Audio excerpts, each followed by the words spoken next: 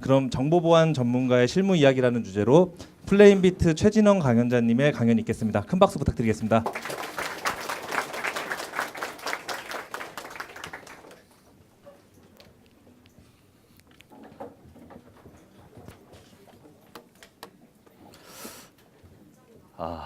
굉장히 많은 분들이 모이셨네요.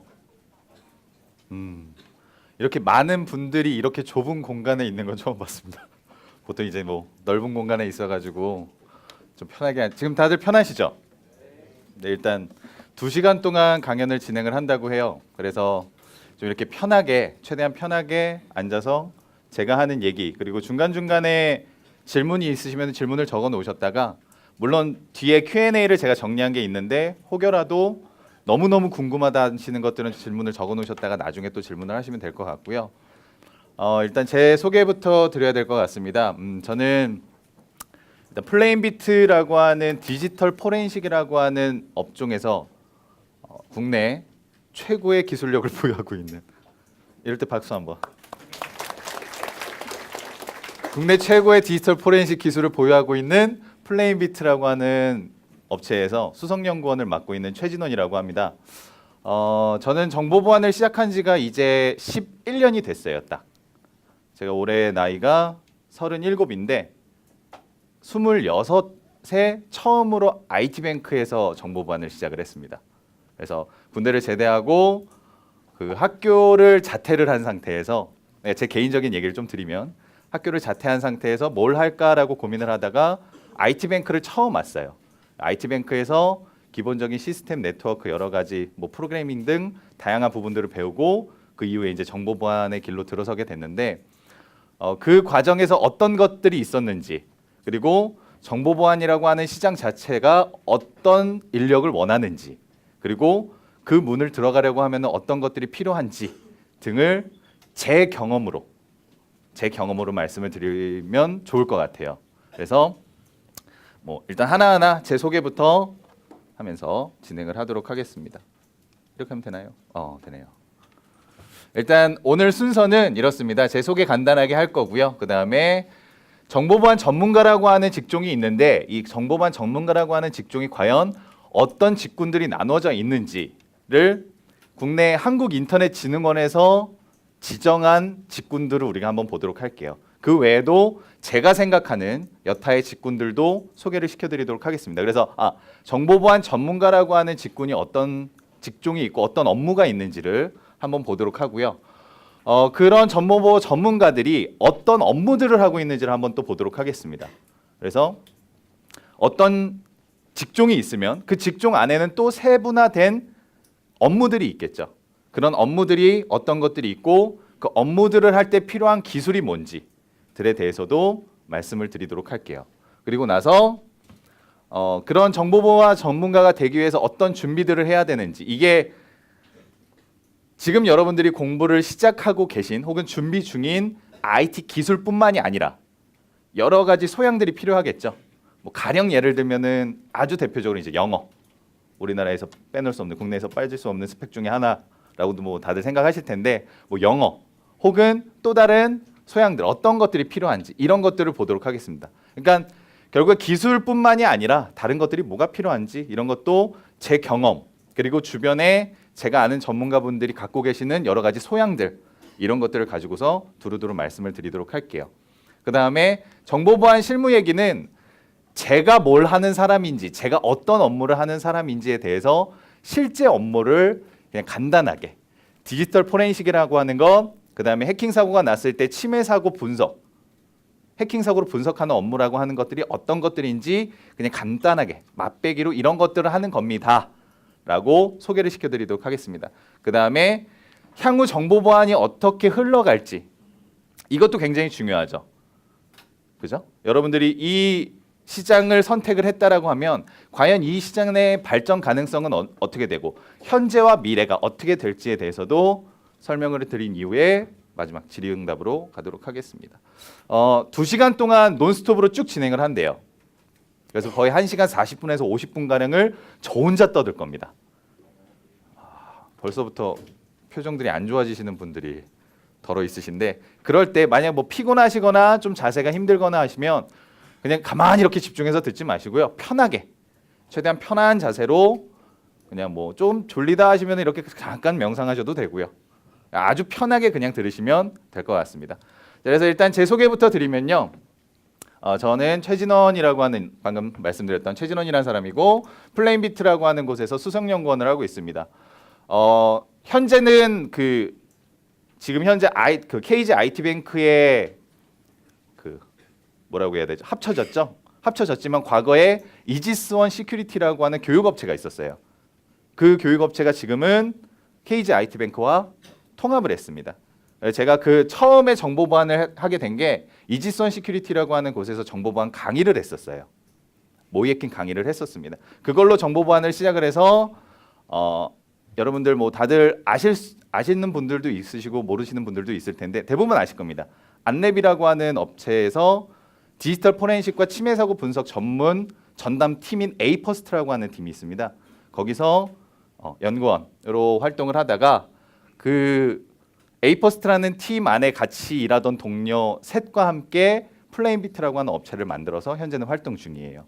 그리고 제가 밑에다가 제 학력을 적어놨습니다. 보시면 아시겠지만 제가 뭐 인서울에 있는 유명한 대학교가 아니에요. 뭐 여러분들 들어보신 분도 있고 못 들어보신 분들도 있을 겁니다. 경민대학교라고 의정부에 있는 전문대학교가 있어요. 알고 계시는가요? 아시는 분도 있고 모르시는 분들도 있을 거예요. 근데 저는 경민대학교를 입학을 해서 1학년까지 학업을 하다가 중퇴를 하고 정보보안으로 입사를 했습니다. 그러니까 들어오게 됐는데 이걸 왜 제가 굳이 적어드렸냐면요. 지금 그런 고민을 하시는 분들이 많을 것 같아서 내가 학력이 좀 부족한데 그죠? 난 인서울이 아닌데 서울대, 연고대, 카이스트 애들보단 내가 조금 이런 생각을 하시는 분들이 있을 거예요. 근데 그런 부분들에 있어서 절대로 뭐 굳이 학력에 대해서 생각을 하지 마시라고 제가 일부러 저의 학력을 적어놨습니다. 저는 지금도 물론 지금은 이제 뭐 학점은행제라든지 뭐 일을 하면서 학점은행제라든지 여러 가지 뭐 자격증을 통해서 뭐 학사를 취득하고 석사를 준비 중이긴 하지만 제가 처음 정보보안을 들어왔을 때는 저는 고졸 상태였어요. 고졸 상태에 중퇴한 학교도 사실은 엄청나게 스펙이 좋은 학교는 아니었습니다. 그럼에도 불구하고 어떻게 사실 안랩이라고 하는 업체는 국내에서 최고의 정보보안 업체죠. 그리고 그 안랩 안에 에이퍼스트라고 하는 팀은 그 안랩 안에서도 에이스들이 모여져 있는 팀 중에 하나입니다. 그러니까 말 그대로 에이퍼스트라는 이름에서 느껴지시죠? 그 안랩 뭐 어쩌고저쩌고라는 이름인데 그럼 과연 이런 학력으로 어떻게 거기까지 가게 됐는지 이게 제가 지금 여러분들 정보반을 준비하는 여러분들한테 힘을 드릴 수 있는 방법 중에 하나일 것 같아가지고 제 학력 부분을 적어놨습니다. 그러니까 저보다 학력이 전 중퇴예요. 고졸입니다. 처음 시작했을 때 저보다 학력이 낮으신 분은 없을 것 같아요. 그렇겠죠? 대부분 고등학교 졸업은 하셨을 거라고 생각을 합니다. 물론 대학교 졸업을 하신 분들도 있을 거고요. 그러면 저보다 출판사상에서 위에서 시작을 하시는 분들이에요. 여기 계시는 분들은 다. 그러면은 조금 더 용기를 갖고 어떻게 준비를 해야 될지를 같이 얘기를 해보자라고 하는 거죠. 이해되셨습니까? 박수 한번 주세요. 감사합니다. 박수 좋아하거든요. 얼마 전에 그 쇼미더머니라고 하는 프로그램에서 BY라는 친구가 박수를 엄청 좋아하더라고요. 저도 그만큼 좋아합니다. 많이 쳐주시고. 자, 그래서 첫 번째 정보보안 전문가라고 하는 것들을 제가 이제 소개를 먼저 해드리도록 하겠습니다. 제가 11년 동안 봤었던 정보보안 전문가들이 무엇이 있는지 일단 제가 영상을 하나를 준비했어요. 한 5분에서 6분 정도 되는 간단한 영상이니까 그걸 한번 시청을 하면서 보도록 하겠습니다. 넘어가겠습니다. 자, 그러면은 이 정보보안 전문가라고 하는 사람들이 각각의 직군들이 있고 이런데 그럼 이 사람들이 어떤 업무를 하고 있는지에 대해서 그 업무를 말씀을 드리면서 각각의 직군에 대해서도 설명을 드리도록 하겠습니다. 자, 일단 첫 번째 정보보안 업무, 실제 업무 중에서 첫 번째 제가 여러분들한테 말씀드릴 건 방금 말씀드렸던 보안 관제라고 하는 부분일 것 같습니다. 이 부분을 처음으로 여러분들한테 소개를 시켜드리려고 하는 이유는요.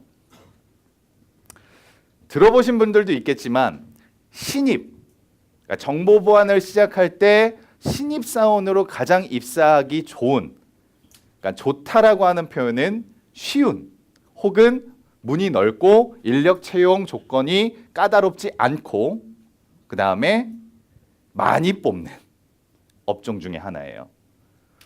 국내 정보보안 업종 중에서 가장 많은 인력을 보유하고 있는 부분 중에 하나입니다. 보안관제. 왜냐? 각각의 시스템, 각각의 네트워크, 각각의 회사, 각각의 기관마다 다 투입이 돼 있어요. 보안관제 인원은. 이거는 법제화되어 있기 때문에 관제를 안 하면 안 됩니다. 전산 시스템을 갖고 있는 회사나 기업, 기관이라고 하면은 관제 서비스를 꼭 받아야 해요. 그러면은 내가 자체적으로 관제 서비스를 받을 수 없다면 관제 업체에 의뢰하겠죠. 그러면 그 관제 업체들은 또 인력을 뽑아서 파견을 해주는 식이에요. 그래서 정리해서 말씀드리면요. 첫 번째, 보안관제라고 하는 건 일단 쉬운 말로 취업이 쉽습니다. 취업이 쉽다라고 하는 의미는 내가 잘 몰라도 된다가 아니에요. 내가 설렁설렁 공부해도 갈 수 있는 곳이라는 게 아닙니다. 쉽다는 의미 뭐예요? 문이 넓다는 거예요. 많이 뽑는다는 의미입니다. 그래서 첫 번째로 보안관제라고 하는 부분을 넣었는데 뒤에서 좀 더 자세하게 제가 설명을 해놨어요. 어떤 것들이냐 한번 같이 보면 정보보안 분야에서 중요한 업무를 수행하고 있습니다. 물론 중요하지 않는 업무는 없어요. 중요한 업무를 수행하고 있는데 가장 중요한 업무 중에 하나예요. 왜냐? 자, 우리나라 국내 정보보안 인식을 보면요. 100번 막았어요. 100번 막았어. 그러다 한 번 뚫려. 그럼 어때요, 인식이? 보안 신경 안 쓰고 있어. 여긴 보안이 개떡이야. 얼마 전에 인터파크 사건 있었죠? 여기 어때? 이런 사고들. 그다음에 그 전에는 뭐가 있었죠? 한 4년 전에 있었던 320 사태, 그 이후에 있었던 6.25 사태, 그 전으로 들어가면 77디도스 등등등. 굉장히 많은 국가 대란과 기업망에서의 여러 가지 정보 유출 사건들이 있는데 1년 내내, 10년 내내 잘 막고 있다가 한 번 딱 뚫렸어. 그럼 어때요? 어마어마한 언론의 질타를 받고 이 회사는 보안이 잘 안 돼 있다라고 하는 인식이 확 바뀌죠. 그러면 이런 부분에 대해서 들어오지 못하도록 막는 첫 번째 최전방에 있는 사람들이 바로 이 보안 관제 요원들입니다. 굉장히 중요한 역할을 하고 계신 분들임에도 불구하고 사실은 이런 문제점들이 있어요. 일단은 장점부터 한번 보도록 할게요. 일반적으로 3교대로 운영을 합니다. 왜? 24시간을 근무를 해야 되기 때문에 하루는 주간. 예를 들어서 10시부터 오전 9시부터 오후 9시까지 하루를 근무를 해요. 12시간을. 그리고 나서 24시간을 쉽니다. 그러니까 퇴근을 하고 난 24시간을 쉬어요. 그리고 나서 저녁 9시에 와요. 그리고 아침 9시까지 12시간을 또 근무를 합니다. 그리고 나서 36시간을 쉬어요. 36시간을 쉬어요. 그리고 나서 아침 근무를 다시 돌아와요. 그래서 주간 근무 한 번 하고 야간 근무를 한 번 하고 그 다음 날 쉬고 그 다음 날 아침에 출근을 해요. 개인 시간이 어때요? 근무 시간으로 따지면 가장 적게 일하는 부서예요. 그리고 여러분들이 만약에 여기 공부하시는 분들이 같이 입사를 했을 때 쟤는 이상하게 나보다 연봉이 400이 높아? 그러면 관제예요. 왜? 야간 근무 수당이 있기 때문에. 이거 너무 현실적인가? 너무 막 돈적으로만 제가 얘기를 하고 있는 것 같은데 일단은 현실적으로 모든 업종에 대해서 다 이제 가장 궁금한 부분들일 것 같아서 말씀드립니다. 저 친구는 나랑 동기인데 이상하게 나보다 400, 500이 높아 연봉이. 예를 들어서 여러분들이 연봉이 한 1억이에요. 초봉이. 기분 좋죠? 어떻게 말해도 기분 좋죠? 연봉이 1억인데 이 친구는 1억 500이야. 그럼 관제예요. 야간 근무 수당 때문에 그렇습니다. 그래서 여러 가지 자기 개발할 수 있는 시간도 굉장히 많아요. 그리고 최전방에서 실시간으로 해커들과의 그 트래픽 싸움들 그리고 그 해킹 사고들을 눈으로 실시간으로 볼 수 있고요. 또 하나의 장점은 각각의 보안 장비들을 두루두루 다 다뤄볼 수 있어요. 네트워크 보안 장비, 호스트 보안 장비, DRM, DLP라고 하는 여러 가지 정보 유출 방지 솔루션들 등등등등등 굉장히 많은 솔루션을 여러분들이 두루두루 다 경험을 해보실 수 있어요. 그래서 관제를 했던 친구들은요. 한 5년만 하면 어지간한 솔루션 회사에서는 그 사람하고 말싸움이 안 돼요. 그 해당 보안 장비 솔루션 업체 사람들보다 그 장비에 대해서 훨씬 많이 알아요. 굉장히 강한 메리트를 갖고 있는 분야 중에 하나인데 그런 장점들이 있습니다. 일단은 개인 시간이 많이 보장된다 라고 하는 것과 최전방에서 다양한 해킹 사고들을 볼 수가 있다. 정말 리얼 타임으로 리얼 해킹을 리얼 시츄에이션으로 바로바로 볼 수 있어요. 아, 요즘엔 이런 게 트렌드구나. 아, 요즘엔 이런 식으로 들어오는구나를 바로바로 보실 수가 있어요. 굉장히 흥미롭죠. 근데 가장 인기가 없습니다. 왜? 이것 때문에. 개인 시간이 많이 보장된다고 해서요. 개인 시간을 잘 활용하라는 법은 없어요.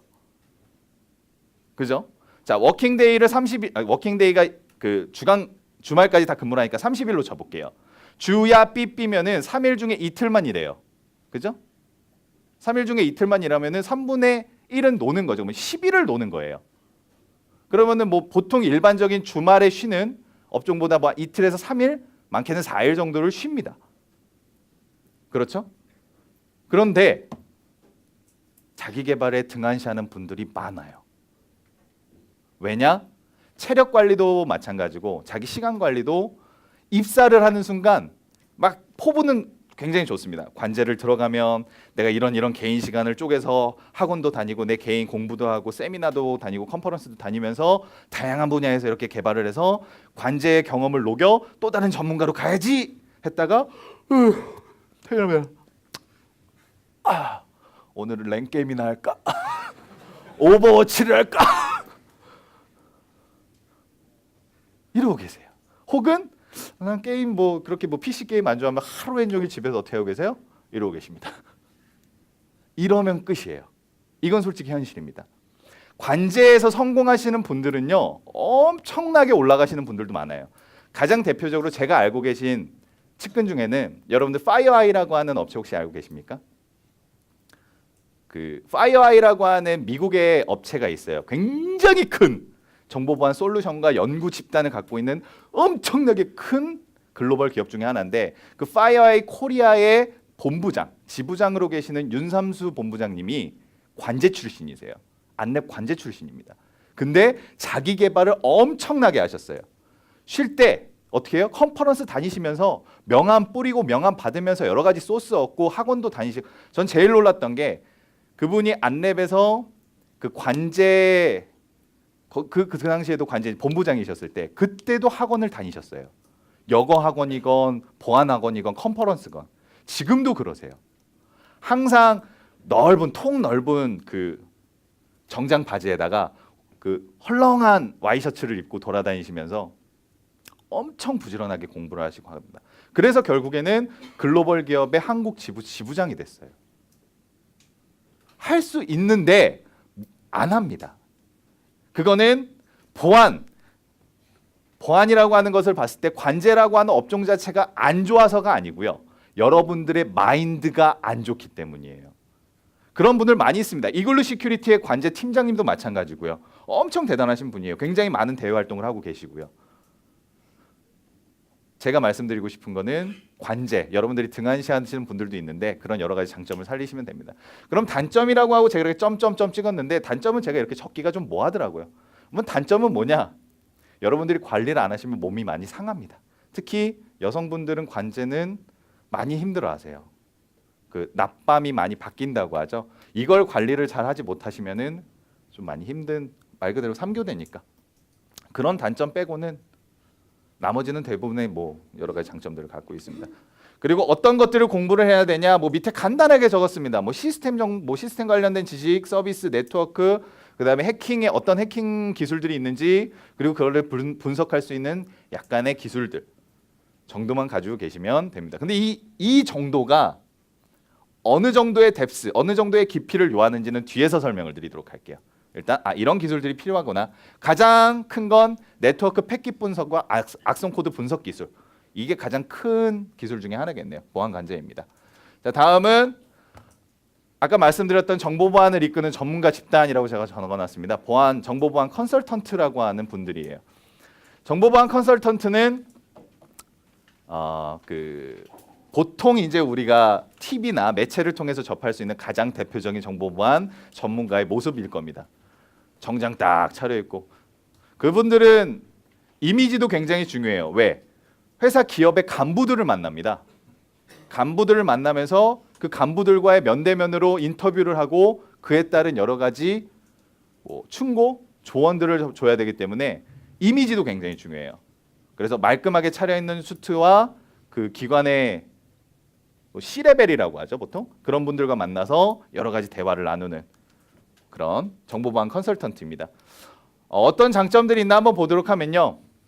가장 대중적인 정보보안 전문가입니다. 그다음 다양한 분야에 대한 깊은 지식이 필요해요. 다양한 분야. 왜냐? 두루두루 다 알고 있으셔야 돼요. 기술뿐만이 아니라 정책, 보안 정책 관련된 부분, 그다음에 보안 운영에 관련된 부분, 그냥 인력 배정에 관련된 부분. 왜냐? 한 회사의 보안 시스템을 상담을 해주는 사람이죠. A부터 Z까지 다 알아야 돼요. 다 알아야 합니다. 그래서 굉장히 깊은 수준의 지식이 필요하고 넓은 수준의 지식이 필요해요. 그리고 일반적으로 프로젝트 단위로 업무를 수행을 해요.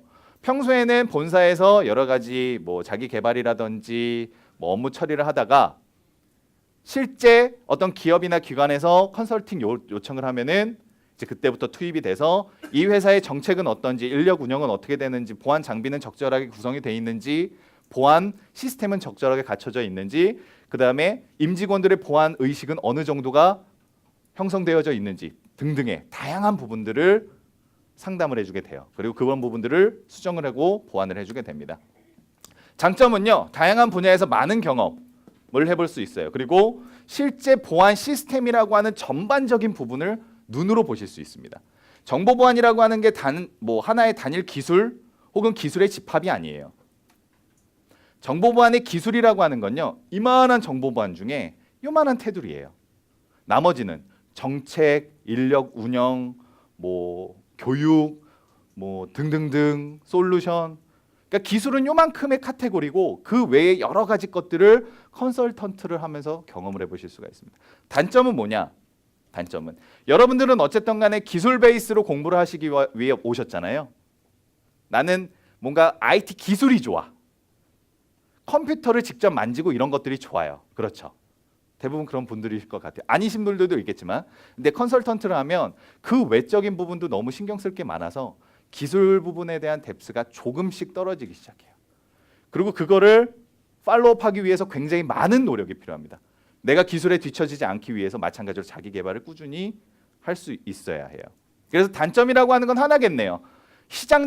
정보 보안 시장 자체에서 원하는 기술의 능력치가 조금씩은 이렇게 제 기준이고 제가 아는 컨설턴트 분들이 그런 얘기를 하세요. 술자리에서. 요즘에 최신 기술 보면은 뭔지 좀 모르겠다. 이런 얘기. 그런 부분들만 잘 커버를 하신다면은 될 것 같습니다. 필요 기술은 밑에다 이렇게 적었네요. 시스템, 서비스, 네트워크, 보안 정책, 문서 작업. 좀 싫죠. 문서 작업. 문서 작업 능력이 굉장히 중요해요. PT를 하는 능력도 중요합니다. 왜? 딱 프로젝트를 했어요. 프로젝트 결과 발표를 해야 되는데 앞에는 C레벨에 있는 CEO, CSIO, CISO, CTO 쫙 있어요. 거기 앞에서 벌벌벌 떨면서 발표 시작하기 전에 오줌 좀 싸고 오겠습니다. 바로 까이겠죠. PT를 딱 열었는데 여러분들 그 대학생 때 좋아하던 애니메이션 들어가 있어. 이러고 있고. 이러면 안 돼요. 문서 작업 능력, PT, 보고서, 제안서, 작성 능력들도 굉장히 중요해요. 이런 부분에서 내가 좀 탤런트를 갖고 있다 하시는 분들은 트라이 해보셔도 좋을 것 같습니다. 자, 그래서 컨설턴트라고 하는 분야는 이런 분야가 있고요.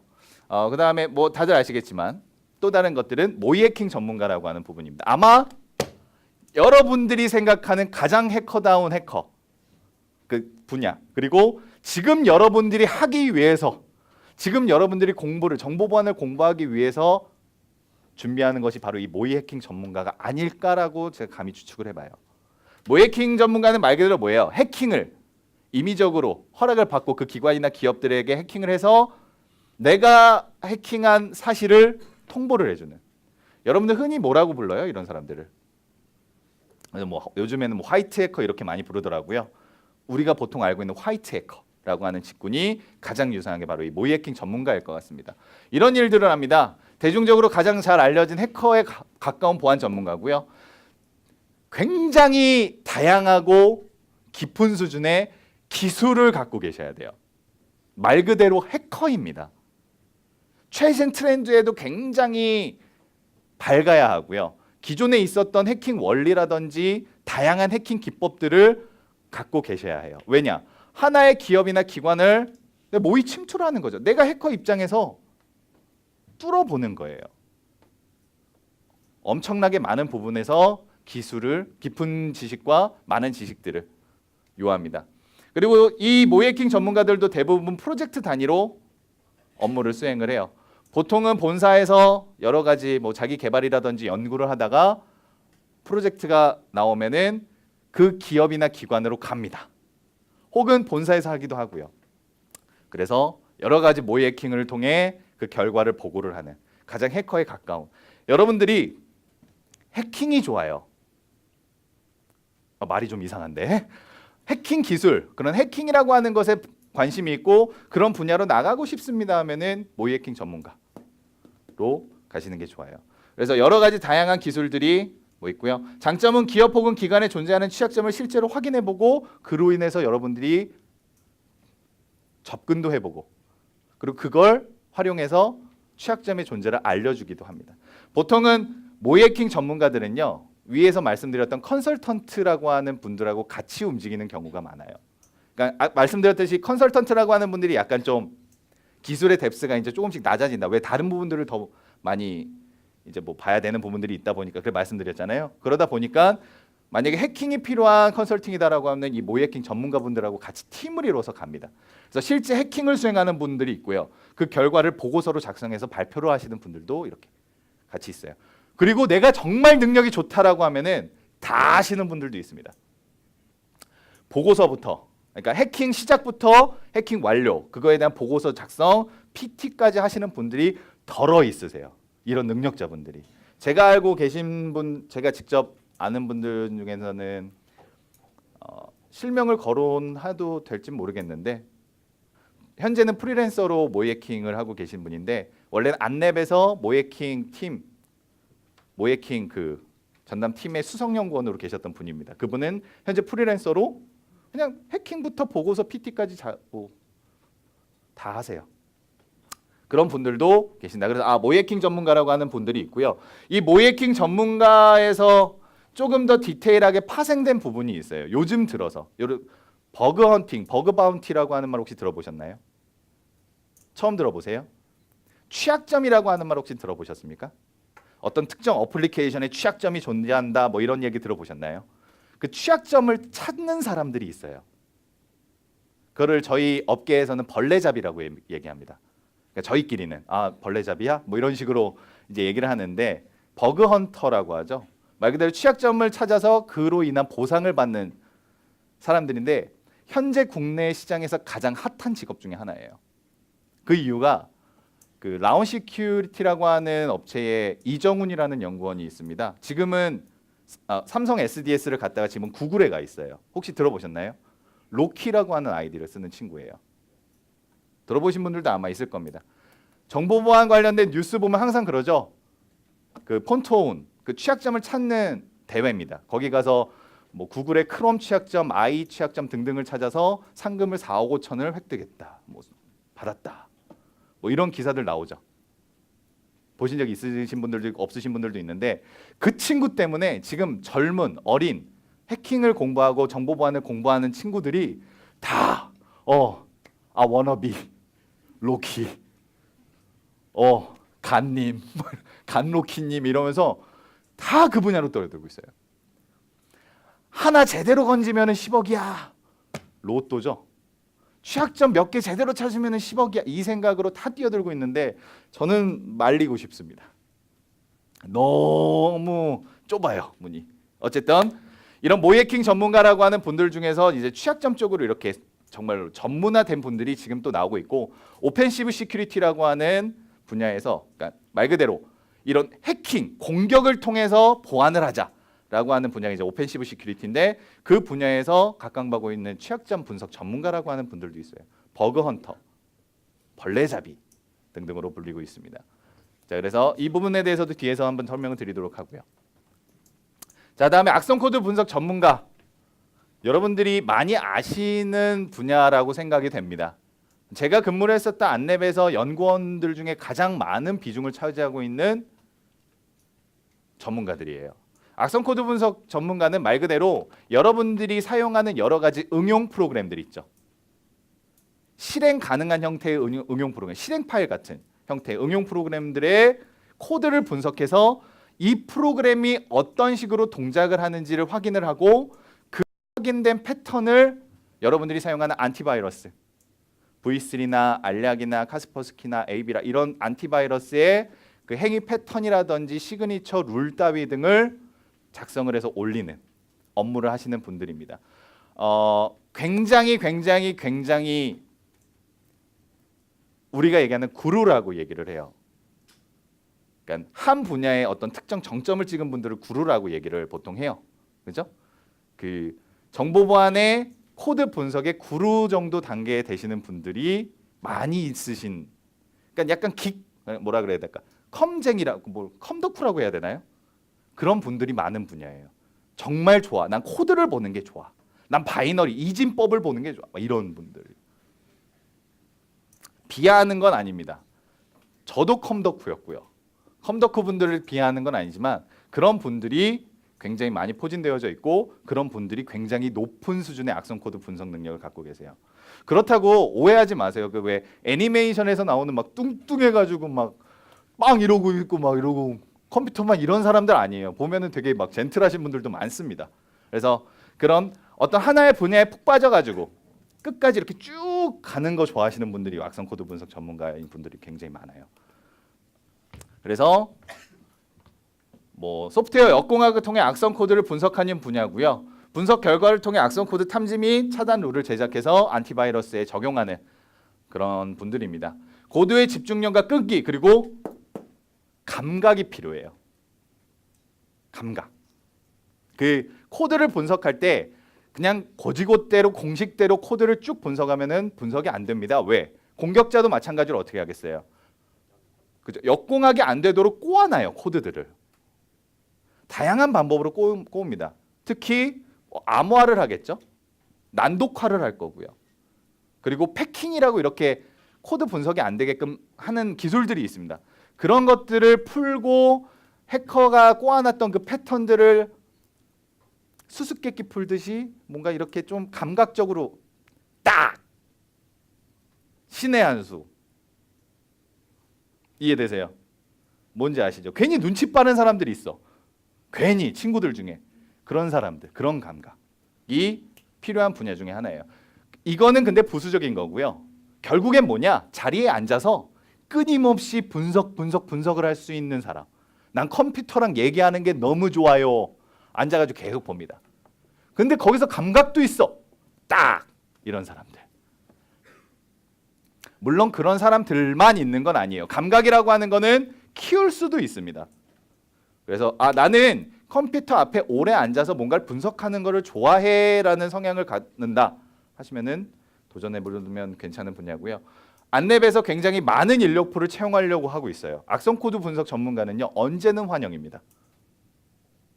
제가 뭐 다른 업체들은 모르는데 뭐 안랩이나 혹은 이스트소프트나 혹은 또 어디가 있나요? 외국 업체 같은 경우에는 뭐 카스퍼스키나 여러분들이 러시아어를 좀 하시거나 영어를 좀 하시면 카스퍼스키도 괜찮고요. 뭐 다양한 분야에서 악성 코드 분석 전문가는 언제나 유니크하고 언제나 그 고급 인력이라고 얘기들을 해요. 어떤 그 사이트를 가건 간에. 그래서 그런 악성 코드 분석 전문가분들이 있고요. 그다음 보안 제품 개발자 이 부분에 대해서는 바로 보도록 하겠습니다. 아마 프로그래밍이 좋다라고 하시는 분들이 있을 거예요. 나는 프로그래밍이 난 뭔가 만드는 게 좋다 하시는 분 혹시 있어요? 만드는 게 그래도 한 분 계세요. 새로운 걸 만들고 남들과 다른 길을 가고 싶어. 이런 분들 있으실 겁니다. 그런 분들은 개발자의 기본 소양은 되어 있으신 분이에요. 그래서 실제로 있습니다. 실제로 지금 삼성전자에서 선임연구원으로 근무하는 이광원이라는 친구가 있어요. 그 친구는 저와 함께 그러니까 그 이지손이라고 하는 정보보안 지금은 없어졌어요. 지금은 IT뱅크예요. 그러니까 IT뱅크에서 같이 강사를 하던 정보반을 같이 공부하던 친구인데 어느 날 나는 프로그래밍이 좋다 그래서 프로그래밍 강사를 시작을 했어요. 그랬다가 결국에 자기 개발을 꾸준하게 해서 현재는 삼성전자의 펌웨어 개발팀, 반도체 사업본부의 펌웨어 개발팀의 연구원으로 들어와서 개발을 하고 있어요. 그런 분들 굉장히 많아요. 보안과 관련된 개발을 하는, 어쨌든 간에 여러분들 공부하다 보면 프로그래밍 공부하시죠. C 언어, C++ 다 하실 거 아니에요? 했는데 이게 너무 재밌어. 강사님이 숙제를 내줬는데 보안 공부해야 되는데 이거 프로그래밍 하고 있어. 그리고 이 프로그램을 만든 다음에 사람들한테 보여줬는데 반응이 너무 좋고 그게 너무 좋아. 막 내가 만든 프로그램을 쓰는 게 너무 좋아요. 이런 분들은 한번 생각해 보실 필요가 있어요. 난 프로그래머인가? 난 뭔가 만드는 게 좋고 내가 만든 걸 사람들이 쓰는 게 너무 좋은데? 한번 고민을 해보십시오. 저도 제가 프로그래머인 줄 알았어요. 진짜. 여러분들 보통 가위바위보 게임, 구구단 이런 거 코드 처음에 짜시잖아요. 다른 친구들 막 30줄, 40줄, 50줄에 짤 거를 저는 막 12줄, 7줄에 끝낸 적도 있어요. 그리고 난 내가 천재인가? 아니더라고요. 아니었어요. 저는 밤새 뭘 이렇게 만드는 걸 별로 좋아하지 않더라고요. 그래서 전 포기를 했는데 어쨌든 간에 그런 부분들에 있어서 여러분들이 내 프로그래밍적인 소양이 내가 좀 강하고 좋다 하시는 분들은 한번 보시면 좋을 것 같아요. 제가 아는 보안 제품 개발자분들 중에 현재 국내에서 가장 활발하게 활동을 하시고 어느 누구한테도 다 인정받는 자타공인 대한민국 정보보안 솔루션 개발자 중에 3위 안에 혹은 1위라고 하시는 분이 소마라는 아이디 혹시 들어보셨나요? 개발 쪽 파트에 계신 분이라서 아마 정보보안 하시는 분들은 잘 모르실 수도 있어요. 근데 소마라고 하는 그 아이디를 쓰시는 분이 있는데 본명은 이제 노용환이라는 본명을 쓰세요. 원래 안랩에서 핵심 개발자 분이셨어요. 그래서 그분 그런 류로 가실 수도 있어요. 그분은 개발을 시작했다가 보안에 관심을 갖게 된 분이고요. 여러분들은 보안을 시작했다가 개발에 관심을 가질 수도 있는 겁니다. 그래서 보안 제품 개발자, 내가 프로그래밍에 관심이 많다 하면 한번 생각해 보실 분야 중에 하나고요. 다음에는 침해 사고 대응 전문가 혹은 침해 사고 분석 전문가라고 하는데 접니다. 전문가라고 하는 수식어를 제가 제 입으로 붙이기가 좀 거시기하긴 한데 접니다.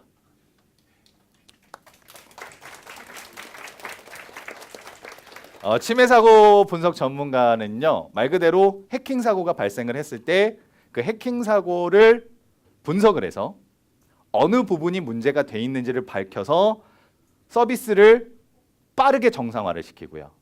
그리고 어떤 부분이 문제가 됐었는지를 파악함으로써 그 부분이 다시는 문제가 안 되도록 보완을 해주는, 말 그대로 해킹 사고가 났을 때 해킹을 하느냐, 그 해킹을 했던 해커의 행적을 역으로 내가 추적을 해서 얘가 어떤 루트로 어떻게 들어와서 어떤 악성 코드를 실행해서 어떤 행위를 하려고 했는지를 확인하는 게 좋은지 생각해 보시면 돼요. 나는 뚫는 게 좋은지 뚫었던 사실들을 과거의 사실을 이렇게 쭉 거슬러 올라가서 아하 너 이렇게 왔구나 라고 하는 걸 좋아하시는지를 생각해 보시면 돼요. 저는 후자였어요. 저는 모해킹 전문가를 꿈으로 공부를 시작을 했었어요. 그래서 제가 처음에는 국내 몇 안 되는 무선랜 해킹 전문가였습니다. 이런 거 박수 안 쳐요?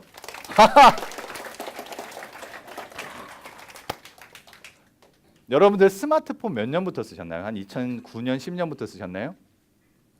그 최진원 연구원이라고 한번 검색을 해보십시오. 그러면은 제가 2009년, 10년도에 스마트폰이 와이파이, 무선 랜에 접속을 했을 때 다양한 문제점들이 발생할 수 있다 라고 세미나를 하고 기사들이 막 쫙 나왔어요. 근데 시기상 어때? 사람들이 와이파이가 뭔지도 모를 시기라. 이래서 인생은 타이밍입니다. 인생은 타이밍. 2007년부터 무선 해킹을 공부를 했어요. 네트워크 해킹에 관심이 있었고요. 웹 어플리케이션, 웹을 뚫는 게 재밌었어요. 전. 제가 처음으로 이거는 여담인데 처음으로 해킹에 관심을 갖게 된 게 20살 때 사귀었던 여자친구 때문입니다. 대부분 그런 분들 많아요. 많으시죠? 2000년대 초반에 제가 20살 때네요. 다모임, 아이러브 스쿨. 그죠? 여기서 안 웃으시는 분들은 젊으신 분들이에요. 웃으시는 분들은 저랑 연배가 좀 비슷한 30대 초중반의 분들일 겁니다. 그 동창을 찾아주는 커뮤니티가 있었어요. 뭐 다모임, 아이러브스쿨. 근데 지금은 여러분들 굉장히 많은 메신저들 있죠. 뭐 네이톤도 있고요. 버디버디인지 아세요? 그때 당시죠 그건. 지금 카톡, 라인 죄송합니다. 제가 백투더 2000으로 딱 이렇게 갔었네요. 어쨌든 이런 것들이 많았는데 그때 당시 이런 메신저나 커뮤니티가 없었어요. 그러다 보니까 어땠냐? 다모임이라고 하는 사이트가 아이러브스쿨의 아류작이었는데 아이러브스쿨보다 뜬 이유가 쪽지 시스템이 있었어요. DM이 가능했다는 거예요. 그래서 내가 접속해 있으면 친구랑 DM을 막 주고받을 수 있었어. 근데 왜 그때 당시에도 버디버디나 MSN은 있었습니다. 다른 여타의 메신저가 있었는데 그냥 컴퓨터를 잘 모르시는 분들은 그냥 가가지고 거기서 하고 주고받고 뭐 게시판 읽고 하는 게 재밌던 거예요. 사진 보고. 근데 어쨌든 다모임이라고 하는 커뮤니티가 있었는데 제가 이제 21살에 군대를 가서 100일 휴가를 나왔는데 이상해. 여자친구가 나를 안 반겨. 왜지? 난 막 되게 반가워가지고 막 딱 가서 제가 그 1사단 전진부대라는 데를 왔습니다. 멋있게 천천 또 이러고 막 여겼는데 왔어? 우리 어제 만났나? 이런 생각이 들 정도로 좀 그런 거예요. 그래서 이 촉이란 게 있잖아요. 근데 이걸 뭐 물증이 없어. 그래가지고 너무 이 사생활이 궁금해. 내가 없는 동안 뭘 했지 이게 너무 궁금한 거야.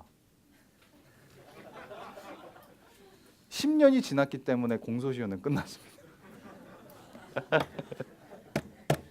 어쨌든 2001년도에 제가 그때 당시에도 이제 컴퓨터를 관심을 갖고 있어서 해커들이 모여 있는 IRC라고 하는 채팅 서버가 있었어요. IRC라고 하는 채팅 서버 과거에 지금은 뭐 많지는 않은데 거기 모여가지고 전 세계 해커들하고 막 이렇게 얘기를 하는 거예요. 근데 제가 막 구구절절 영어도 못 하는데 내가 어떻게 이 한국에 있는 이 다모임이라고 하는 사이트를 내가 내 여자친구 거를 이렇게 보고 싶다를 막 영문으로 써가지고 탁 올렸어. 그랬더니 어떻게 해야 되냐라고 했는데 여러분들 나중에 웹해킹을 배우시면 아시겠지만 그 아이디 패스워드 우회 공격이라는 게 있어요. 지금은 대부분의 사이트들이 그거를 필터링해서 안 되는데 과거엔 되는 데가 되게 많았어요. 딱딱 이거를 아이디 패스워드 안에 치라는 거예요. 근데 그게 뭐 쿼테이션 5월, 쿼테이션 1, 쿼테이션 뭐 이런 이상한 공식 같은 걸 주더라고요. 뭔지 몰랐어. 근데 이걸 아이디 패스워드를 입력하래. 아이디 패스워드에 딱딱 그거를 그대로 드래그 해가지고 북사 붙여넣기 했는데 관리자로 뜬.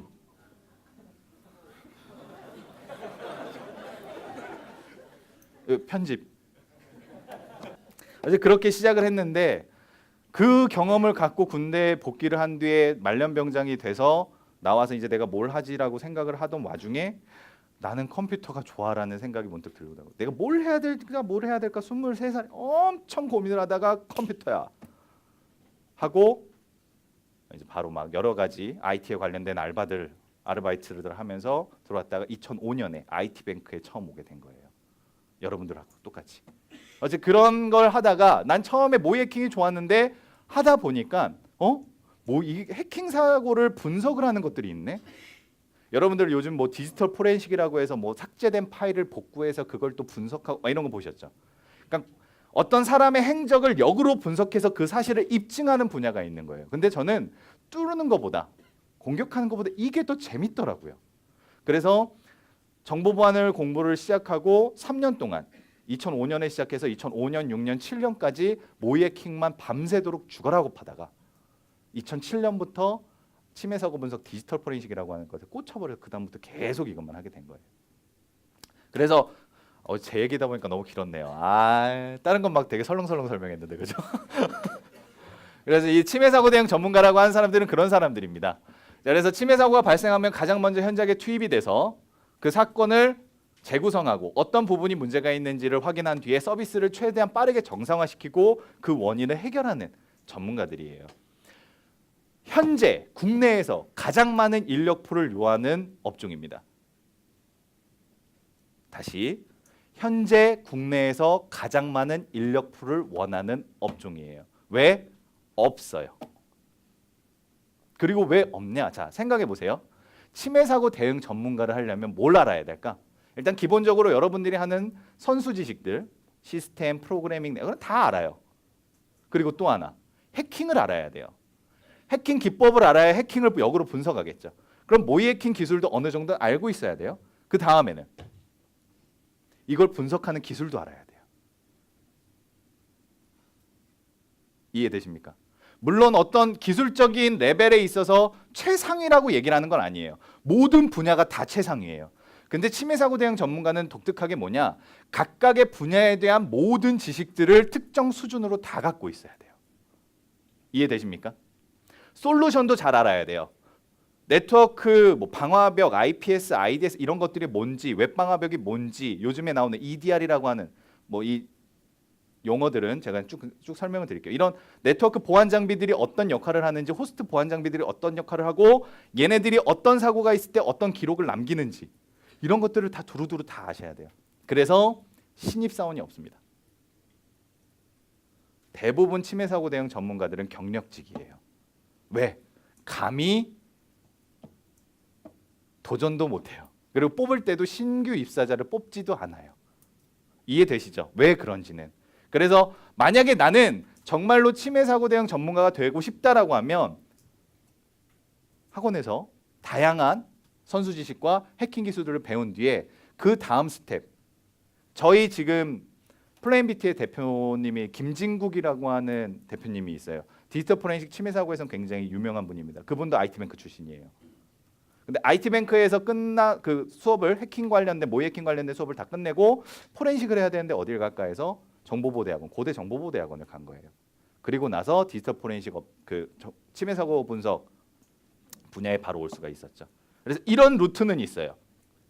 선수 지식을 교육센터에서 쭉 수강을 하시고 내가 어느 정도 기본이 됐다라고 하면은 뭐 여러 가지 뭐 아주대라든지 성균관대, 서강대, 고대 등의 석사들을 이제는 좀 도전을 하셔서 가시는 것도 방법입니다. 어쨌든 그래요. 그래서 신규 입사자는 거의 대부분 뽑지 않습니다. 대부분 경력직이에요.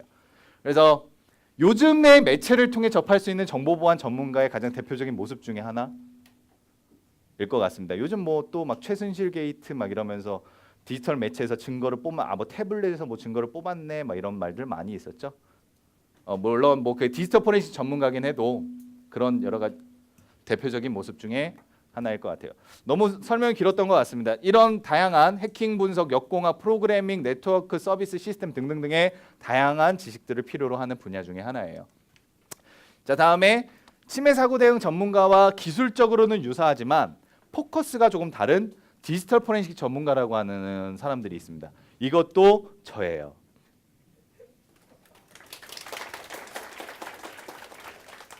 감사합니다. 그럼 디지털 포렌식과 침해 사고 분석이 뭐가 다르냐? 자, 어떤 사람의 행위 자체를 역으로 분석해 가지고 그 행위를 입증하는 건 똑같아요. 자, 다시. 침해 사고는 해커가 어떤 행위를 했는지를 역으로 추적을 해서 그거를 일련의 과정으로 쭉 시나리오를 만드는 게 침해 사고 대응 전문가예요. 근데 제가 산업 스파이야. 기업의 어떤 시스템에 접근을 해서 USB를 꼽고 산업 기밀을 가지고 유출을 시켰어요. 그러면 그 PC를 분석해서 이 사람이 이 시간에 이걸 뽑아갔다는 행위를 증명을 해야 돼. 기술적인 건 어때요? 똑같죠. 해커가 했던 행위를 역으로 분석하는 거와 내가 했던 행위를 영으로 분석하는 건 똑같아요. 근데 어떤 차이가 있냐? 그래서 밝혀냈어요. 그 다음엔 어떻게? 법정에서 재판을 진행을 합니다. 디지털 포렌식 전문가는요. 기술 자체는 동일한데 목적은 뭐냐? 침해 사고 대응 전문가는 서비스를 빠르게 정상화하는 게 목적이라고 했죠. 역할이라고 했어요. 디지털 포렌식 전문가는 법정에서 활용할 수 있는 증거 자료를 합법적인 절차에 의해서 뽑아내는 거예요. 그래서 그 자료를 갖고 어떻게 해요? 법정에 서서 이 사람이 이렇게 이 사람이라고 하는 건 안 되고요. 이 매체를 통해 확인해 보니 이 시간에 이런 행위들이 있었습니다라고 위트니스, 증언도 할 수 있어야 돼요. 목격자 증언이라고 하죠. 진술, 목격자 진술. 뭐 이런 것도 하는 사람들이 디지털 포렌식 전문가예요. 자, 그러면 이런 사람들이 기술적인 맥락에서는 침해 사고 대응 전문가랑 비슷한데 뭐가 다르냐? 합법적인 절차를 통해 증거 자료를 추출하는 분야예요. 재판에서 그 증거 자료를 써야 되기 때문에. 그러면은 뭐 다 각설하고서 디지털 포렌식 전문가는 어떤 자격 조건이 있어야 되는지 기술적인 부분들은 다 그렇다고 쳐도요. 자, 이렇게 볼게요. 제가 증언을 하기 위해 그 목격자 진술, 위트니스 뭐 진술을 하기 위해서 왔어요. 분석을 한 제 분석 결과 보고서가 증거 자료로 제출이 됐고요. 제가 딱 이렇게 하고서 뭐 막 이것저것 얘기를 하려고 합니다. 근데 상대편 변호사가 저의 보고서를 보고 뭐 기술에 대해서는 이제 변호사분들은 잘 모르실 테니까 뭐라고 하냐. 아, 보고서 본인이 쓰신 거 맞습니까? 네, 맞습니다. 뭐 하시는 분이죠? 플레인비트 소속의 수석 연구원입니다. 아, 그래요. 혹시 외람된 말씀인데 최종 학력이 어떻게 되시는지. 고졸입니다. 아, 지금 석사 준비하고 있고요. 아, 그래서 경력은 혹시 이제 시작한 지 한 1년 반 됐습니다. 네, 알겠습니다. 재판장님. 이렇게 나가는 거예요. 기술적으로는 어떻게 할 수가 없으면 어떻게 해야 돼? 결국에 변호사들은 그 사람의 신상, 이 증거자료 제출된 보고서의 신빙성을 갖고 막 따질 거예요. 근데 그 신빙성과 공적인 어떤 힘은 어디서 나와? 결국엔 그죠? 이게 말이 좀 웃기긴 한데 출신, 어디 출신의 경력이 얼만큼인지 이런 것들이 결국에는 재판장에서 그렇게 할 수 있어요. 그래서 만약에 디지털 포렌식 전문가를 하실 거면 그런 부분도 등한시할 수는 없다는 겁니다. 물론 저도 마찬가지였고요. 그래서 제가 학사를 한 이유가 그래요. 여러 가지 것들이 있습니다. 그러니까 무시를 할 수 없는 부분이기 때문에 언급을 해드린 거고요. 추후에도 여러분들이 다 만드실 수 있는 부분이니까 네, 그래서 그런 합법적인 절차에서 증거 자료를 뽑아내는 부분이구나. 기술적인 맥락은 침해 사고 대응 전문가랑 비슷하다고 보시면 됩니다. 자, 그 밖에 또 다른 여러 가지 정보반 전문가분들이 있어요. 제가 너무 이쪽으로만 간대요. 그분들 중에 첫 번째가 저는 사람들을 만나는 걸 좋아하고요. 그 사람들을 이렇게 뭔가 설득을 해서 제 얘기를 듣고 제가 파는 거를 사게끔 하는 걸 너무 좋아해요. 그리고 뭐 여기 다들 성인이신가요? 미성년자도 있으신가요? 성인분들 중에서 또 사람들하고 만나서 이것도 좀 좋아합니다. 하시는 분들, 사람 사귀는 거 좋아하고 그 사람들하고 내 의견을 제시를 함으로써 그 사람이 내 의견을 듣는 걸 좋아한다.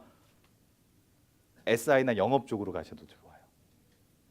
이게 왜 전문가예요? 그게 전문가입니다. 전문가분들이 있어요. 그래서 영업 파트도 있을 수 있고요. SI 부분도 있을 수 있고요. 다들 표정이 안 좋아지네. 그래요. 어쨌든 그런 부분들에서도 전문가분들이 있고요. 그 안랩에서는 지금 안랩의 대표님 혹시 아시나요? 권치중 대표님? 이라고는 분이 있는데 그분이 영업 파트 본부장이셨어요. 지금 안랩의 대표하고 계십니다. 절대 결코 무시할 수 없는 전문가 집단 중에 하나인 거죠. 안랩이라고 하는 기업에서 그 사람을 대표로 뽑았어요. 영업본부장을. 결코 무시할 수 없어요. 그래서 그런 부분들도 있고요. 아까 말씀드렸듯이 아까 여기 자료에서는 없었지만 취약점 분석 전문가. 난 시스템을 분석하고 어플리케이션을 분석해서 여기 어떤 취약점이 있는지를 좀 보고 싶어. 그런 거 좋아하시는 분들 취약점 분석 전문가 있을 수 있고요. 또 다른 정보보안 전문가, 관리자 있을 수 있겠네요. 나는 기술들을 알고 있는 사람들을 융합해서 하나의 보안 시스템을 완벽하게 구축하고 싶어. 큰 그림을 그리고 싶어. 하나의 단위 기술이 아니라 하나의 분야가 아니라 이 분야를 통합해서 나만의 시스템, 나만의 보안 세상을 꾸미고 싶어 하시는 분들은 정보보안 관리자. 이런 분들은 이제 뭐 자격증으로 따지면 시습 같은 자격증들이 뭐 보통 이제 관리자 자격증이죠. 그런 분야로 나가시는 분들도 있어요. 그런 테크를 타시면은 결국에 위로 가면 뭐가 되는 거야? CISO. 그러니까 최종 테크 트리가 되겠죠. 기업 보안 담당자, 최고 보안 담당자 뭐 이런 사람들이 있을 수 있습니다. 그리고 또 하나 제가 추천드리고 싶은 정보보안 강사. 왜 웃어요? 아이고 죄송해요. 저도 모르게 야라고. 제가 강사 출신이라 웃으시니까 저도 모르게 야라고 했네요. 죄송합니다. 정보보안 강사라고 하는 분야는요 굉장히 메리트가 좋습니다. 저는 정보보안 강사를 했던 저의 이력을 너무나도 다행으로 생각해요. 왜냐? 공부를 할 수밖에 없어요. 그죠? 수강생분들한테 내가 알고 있는 날리지를 발음이 좀 안 좋았는데 knowledge를 전달해드리고 그걸 이해시켜 드리려면 굉장히 깊은 수준으로 이해를 하고 있어야겠죠.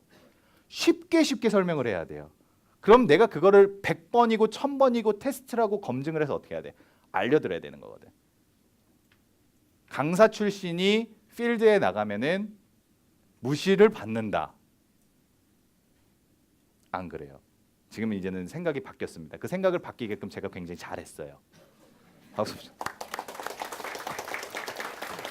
농담이고 저는 강의만 한 5년 정도를 하다가 5, 6년 정도를 하다가 이제 필드에 들어온 사람으로서 정보보안 강사라고 하는 직군에 대해서도 굉장히 굉장히 그리고 정보보안 강사를 이건 뭐 또 되게 여담이긴 하지만 여러분들의 귀를 솔깃하게 정보보안 강사가 프리랜서로 활동하시는 분들 있죠?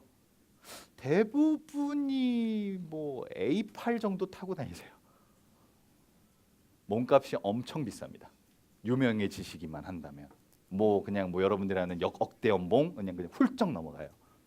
그 정도로 몸값이 비싸요. 정보보안 강사 유명해진다면이에요. 당연히. 자, 그래서 이런 여러 가지 다양한 직군들이 있으니까 여러분들 제 메일 주소 앞에서 적으셨나요 혹시? 제가 좀 이따가 또 다른 메일도 하나 더 보여드릴게요. 질문들 주세요. 이런 분야로 제가 생각을 하고 있는데 네 말을 들었을 땐 뭔지 잘 모르겠다. 그래서 추가적인 설명이 이메일로 좀 필요하니 나에게 달라. 뭐 이런 부분들이 있으시면 이메일로 언제든지 주세요. 대신에 우리만의 암호, 또 여기 계신 분들만 보낼 수 있도록 우리만의 암호. 제6회 KG IT뱅크 수강생을 위한 취업 콘서트에 참석했던 사람입니다. 이렇게 앞단 서두에 써주시면 제가 바로바로 DM으로 전달을 해드리도록 할게요. 아셨죠? 네, 그래서 추가적인 질문은 메일로 DM을 보내주시면 바로 답장, 제가 확인하는 대로 바로 답장을 보내드리도록 하겠습니다. 자, 그래서 이제는 정보보안 업무 종류에 대해서 마무리가 됐고요. 그러면 이제는 제가 뭐 하는 사람인지, 어떤 업무를 하는지 정말 맛배기도 이게 아니라 좀 더러웠나요? 이게 아니라 정말 이렇게 콕 찍어서 보는 정도만 보여드릴게요. 아셨죠? 그 전에 여러분들이 좋아할 만한 해킹 시연도 하나를 준비를 했습니다. 그래서 해킹을 하고 그 해킹이 어떻게 일어났는지를 뭔수로 어떻게 분석을 하는지 등등을 간단하게 보여드릴 거예요. 정말 간단하게. 이게 침해 사고 대응이라고 생각하시면은 안 돼요. 아셨죠? 자, 일단 간단하게 한번 보여드리도록 하겠습니다. 자, 시나리오를 먼저 설명을 드려야 될 것 같아요. 시나리오는 여러분들 혹시 DBD라고 하는 공격 취약점 들어보신 적 있으십니까? DBD, Drive by Download라고 하는 취약점, 그러니까 공격 기술 중에 하나예요. 드라이브 바이 다운로드라고 하는 공격은 뭐였냐면요. 과거에 한 6년, 7년 전만, 2009년, 10년 전만에 10년 전이 아니라 그때만 해도 메일을 받았는데 악성 링크를 클릭을 하거나 거기서 받아져 뭐 다운로드되는 실행 파일을 실행을 하거나 특정 어플리케이션 파일을 실행을 하면 해킹이 된다고 사람들이 생각했어요. 맞나요? 그러니까 내가 실행 파일을 실행을 하고 뭔가 더블 클릭을 해서 파일을 실행해야지 그래도 뭐 동영상으로 위장한 파일이던 이미지 파일로 위장한 파일이던 어떤 파일을 다운로드 받고 그걸 실행해야 내가 악성 코드에 감염된다라고 사람들은 생각하고 있었어요. 맞나요? 그게 정설처럼 2000년도 중반부터 후반까지는 그게 정설처럼 그렇게 돼 있었어요. 그래서 뭐라고 예전에 얘기했냐면 악성 이메일의 첨부 파일을 뭐 열지 마세요. P2P에서 동영상을 보지 마세요. 뭐 이런 것들. P2P를 통해서 파일을 다운로드 받아서 실행하지 마세요. 막 이런 파일 실행에 관련된 보안 시스템들이 많았어요. 맞습니까? 지금도 물론 있는데 이 DBD라고 하는 공격은 어떤 류냐면요. 내가 특정 어플리케이션이 설치되어져 있어요. 예를 들면 뭐 자바, 어도비 플래시 플레이어 이런 버전이 낮은 플래시 플레이어나 뭐 어플리케이션, 서버 어플리케이션들이 설치가 되어져 있는 상태에서 특정 사이트에 접속을 하면 접속하는 것만으로도 악성 코드가 감염되는 취약점을 DBD라고 해요. 그래서 기업의 임원급, 그러니까 부장 이상, 이사 이상 되시는 분들 침해 사고 났다고 해서 노트북이나 PC 분석하러 가면 인터뷰하면은 그분들, 임원분들 한 마디씩 다 합니다. 나는 매일경제만 들어가는데 이러나? 매일경제가 잘못된 거야? 저한테 막 이런 말씀을 하세요. 그럼 뭐 이사님 매일경제가 잘못된 건 아니고요. 매일경제에 같이 오는 광고 팝업들이 문제입니다.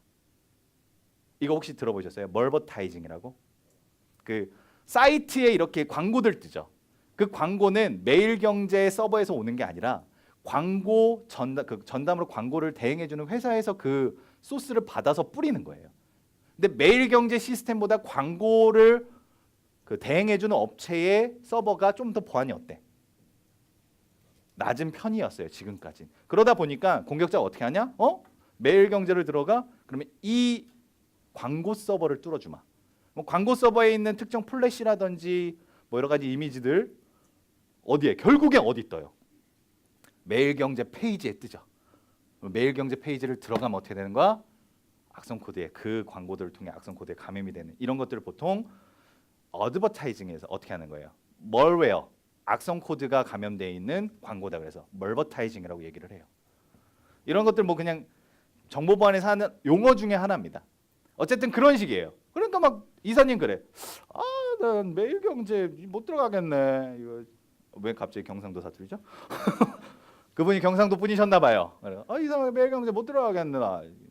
한겨레 가야 되나? 뭐 이런 식으로 얘기를 하시는 분들이 있습니다. 자, 그런 것들 중에 이제 DBD라고 하는 취약점을 한번 보여드리도록 할 텐데 제가 이거를 시나리오는 이래요. 이 빅팀이라고 하는 사용자가 여기 서버에 있는 웹 서버에 접속을 합니다. 제가 여기에 접속을 하게 될 거예요. 서버라고 하는 여기 우분투라고 하는 리눅스 시스템입니다. 이 서버에 접속을 하게 될 거예요. 이 서버에 접속을 하는데 이 서버에 있는 소스 코드 중에 하나가 악성 스크립트가 악성 코드가 삽입되어 있는 페이지예요. 그 페이지에 제가 접속을 하고 그로 인해서 악성 코드가 다운로드 됐고요. 어디에? 빅팀에. 그리고 나서 이 빅팀에 있는 이 화면의 제어권이 공격자에게 자동으로 넘어가는 요 과정을 한번 보도록 하겠습니다. 떴습니다. 뭐 값을 시간 정보로 변환. 자, 그러면은 뭐가 하나가 커넥션이 맺어졌어요. 다크코멧에. 확인되십니까? 자, 저는 뭐 했어요 지금? 페이지에 주소만 치고 접속만 했어요. 아무것도 안 했습니다. 가만히 있었어요. 손도 안 댔습니다. 인정? 근데 어떻게 됐어요? 자동으로 커넥션이 맺어졌어요. 공격자 쪽에 얘가 접속했다는 사실이 보이죠. 그 다음에는 어떻게 할 수 있냐? 뭐 이런 거 한번 해볼까요? 여러분들 좋아할 만한 게 리모트 데스크탑 이런 거 좋아하잖아. 왜 그래? 뭐 바탕화면 성애자들이야. 바탕화면 보면 되게 좋아해요. 그렇죠? 뭐 이런 거 봐야 좀 해킹 같나 봐. 그렇죠? 자, 요거를 한번 보도록 할게요. 다크코멧이라고 하는 도구의 기능 중에 하나입니다. 스타트 캡처라고 하면 똑같은 화면이 이 아래 보여요. 확인되신가요? 자, 근데 이제 문제가 뭐냐? 제가 이거를 눌러봤습니다. 그랬더니 똑같이 눌려요. 그죠? 그리고 노트패드를 여기서 입력했어요. 공격자 PC에서 입력했는데 똑같이 보입니다. 그죠? 제어권까지 가져온 거죠. 맞습니까? 그래서 뭐 여기다가 뭐 이런 식으로 써요. 이게 그 얼마 전에 있었던 BJ 철구 막 노트패드 열어가지고 막 네이톤으로 얘기하고 막 그랬었죠. 너 해킹 당했어. 왜 안 보일까요? 한글이라 그러나? You are hacked. 뭐 이런 식으로 여기서 쓰면 제어권이 보이는 거죠. 만약에 이렇지 않다고 하면 그냥 보고만 있는 거죠. 그리고 키로깅 기능도 있어요. 키로깅이라고 하는 건 뭐냐? 이 사용자가 타이핑한 입력값이 공격자한테 그대로 어떻게 해요? 보여요. 그러면 어떤 사이트 뭐 naver.com 엔터 눌렀어요. 그럼 난 네이버에 접속하는 걸 보고 있죠. 근데 걔가 아이디 치면 아이디가 따다다다다 같이 찍혀요. 따다다다다 같이 찍히고 패스워드도. 이런 키로깅 기능도 있습니다.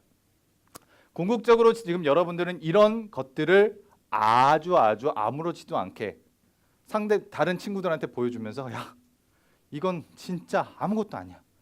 이건 해킹도 아니야, 이건. 이라고 말을 하는 수준까지 가셔야 전문가 소리를 들으실 수가 있어요. 그러니까 이런 건 그냥 뚝딱뚝딱 구현을 하실 수가 있어야 된다는 거예요. 대부분의 정보보안 전문가라고 하시는 분들, 저는 해커도 아니에요. 그냥 하실 수 있어야 된다는 겁니다. 그 정도예요. 그러니까 이게 기술적으로 어느 정도 뎁스인지는 뒤에서 다시 한번 설명을 드리도록 할게요. 자, 그런데 문제는 좋습니다. 다시 포커스를 다시 가져와서 그러면은 여기서는 해킹 사고가 발생을 한 거죠. 이 빅팀 시스템에서. 그럼 어떤 증상들이 나올 수 있는가? 자, 우리가 지금은 시나리오를 아니까 어떤 사실들이 있나요? 해킹을 당했을 때 행위들 뭐뭘 했죠? 첫 번째 뭘 했나요? 뭘 했나요? 사이트에 접속했죠. 자, 사이트에 접속을 하게 되면은 뭐가 남죠? 그죠? 웹 히스토리라고 하는 게 남아요. 어디에? 이 브라우저라고 하는 웹 브라우저라고 하는 곳에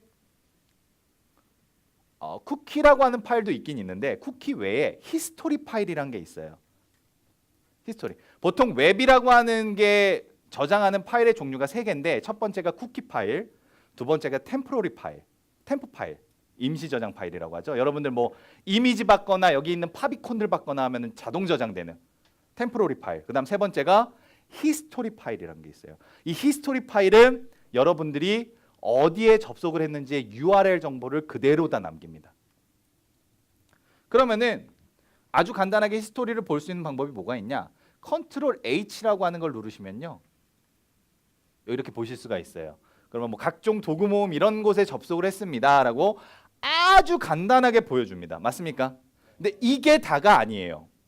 이걸 몇 월, 며칠, 몇 시에 몇 번 방문했는지조차도 히스토리 파일은 가지고 있어요. 그런데 여러분들이 인터넷 익스플로러에서 이렇게 간단하게 볼 수 있죠. 그러면은 그 히스토리 파일을 분석해주는 분석 도구를 가지고서 그 히스토리 파일을 넣어주면 되게 자세한 정보들, 몇 월 며칠 몇 시에 어떤 계정으로 몇 번 이렇게 접속을 했다. 그래서 어떤 파일들을 다운로드 받았다라고 하는 것까지 쭉 다 나와요. 지금 우리는 다운로드 받은 기록은 안 보이잖아. 그죠? 이거 왜? 얘는 사용자 입력 값이기 때문에. 근데 히스토리 파일에는 다 남습니다.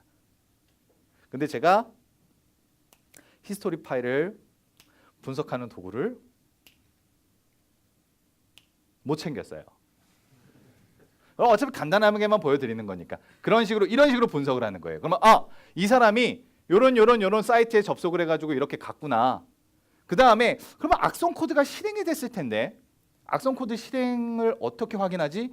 파일명은 뭐고 어디 저장돼 있지? 막 이런 거를 확인해야 되잖아. 그러면 어떻게 하면 돼?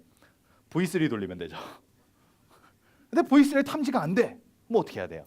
이런 것들이 있습니다. 윈도우에 여러분들이 어떤 행위를 하면 그 행위들을 기록을 하는 아티팩트라고 하는 그 요소들이 있어요. 데이터들이 있습니다. 레지스트리라는 도 있고요. 프리패치, 링크 파일, 뭐 등등등등등 그런 것들을 보면 사용자 행위를 분석을 하실 수가 있어요. 간단하게 여러분들이 윈도우즈라고 하는 폴더 밑에 프리패치라고 하는 폴더를 가신 다음에 만든 날짜를 정렬을 해보면 이런 파일들 보이시죠? 뭐 T 여기 잘 안 보이시나요? 지금 제가 클릭한 게 2017년 5월 13일 오후 3시 8분에 만들어진 그리고 실행된 이 프리패치라고 하는 파일은 사용자가 어떤 실행 파일을 실행하면 그 실행에 관련된 기록을 목적 자체는 그게 아니지만 이렇게 기록을 할 수 있게끔 해주는 아티팩트 중에 하나예요. 뭐 이걸 보고서 얘 악성 코드인가? 의심을 해볼 수가 있다는 거죠. 그런데 이 프리패치도 마찬가지로 여기서만 보여지는 정보가 다가 아니에요. 이 프리패치 파일을 분석을 해주는 도구를 통해서 보면 여기서 보여지는 이 파일 명뿐만이 아니라 얘가 어디 저장돼 있는지 몇 월 며칠 몇 시에 생성이 됐고 언제 마지막으로 접근했고 몇 회 접근했는지 그리고 이 파일이 실행됐을 때 메모리에 올라와 있던 그 프로세스들은 뭐가 있는지 등등등 굉장히 많은 정보를 보여줘요. 그래서 자 침해 사고 분석이라고 하는 것들이 이런 것들입니다. 어떤 행위와 관련된 아티팩트라고 하는 것들을 확인을 함으로써 그 사실들을 역으로 찾아내는 이런 과정들이 바로 침해 사고 분석이에요. 재미있겠죠? 재밌겠죠? 자, 디지털 포렌식의 세계에 환영합니다. 한번 내가 이런 것들을 분석하고 어떤 행위를 쫓아가는 걸 좋아한다. 그런 사람들 있잖아요. 말싸움할 때 그 사람이 한 말을 가지고서 야, 너 아까 전에 그렇게 얘기했었잖아. 왜 지금 다르게 말해? 이런 거 좋아하는 사람들 있죠. 피곤해. 피곤해요. 이런 사람 피곤해? 싫어해? 이런 사람들이 이런 거 잘해요.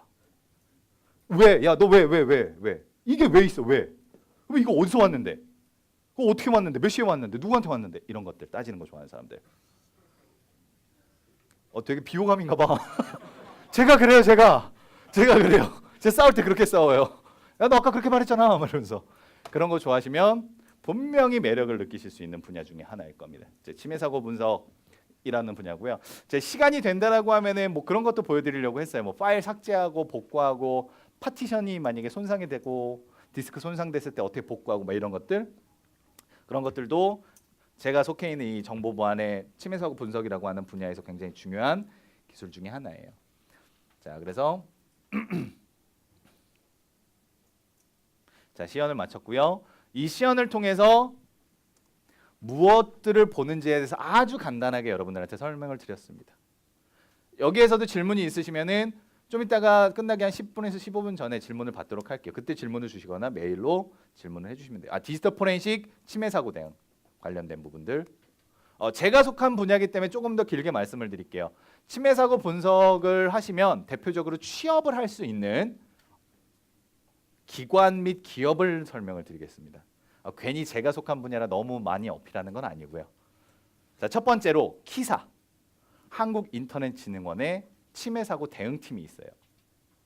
한국인터넷진흥원. 저기 아시죠? 가락시장에 있는. 가락시장역에 있어요. 가락시장 아세요? 그 천호동 밑에? 거기에 한국인터넷진흥원이라는 곳이 있는데 거기에서 근무를 하실 수 있습니다. 물론 이제 세종으로 내려간대요. 그렇습니다. 어쨌든 한국인터넷진흥원이라는 곳이 있고요. 두 번째 안랩, 세 번째 SK인포세, 네 번째 이글루 시큐리티, 다섯 번째 삼성, SK, LG, 현대 다예요. 말씀드렸죠. 치매 사고 대응 전문가는 지금 가장 중요한 인력풀 중에 하나고 모든 기업과 기관에서 다 원해요. 근데 없어요. 그래서 전 너무 기분이 좋아요.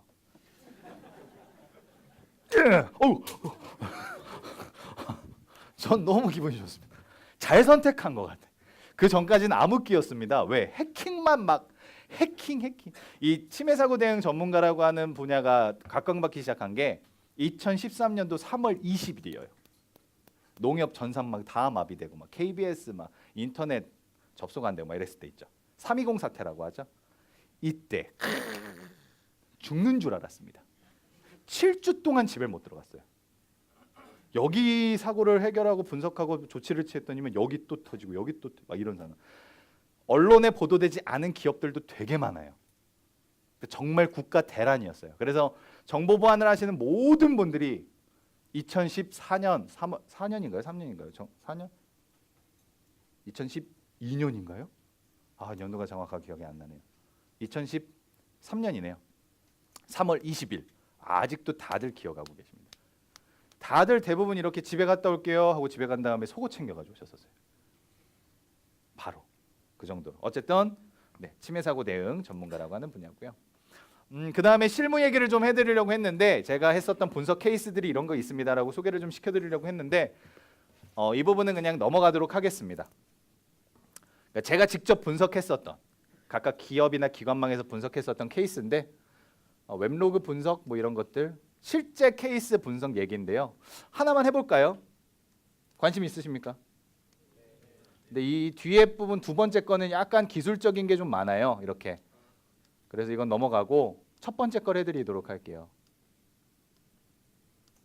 근데 이건 실제 사고이기 때문에 오프 더 레코드 해주십시오.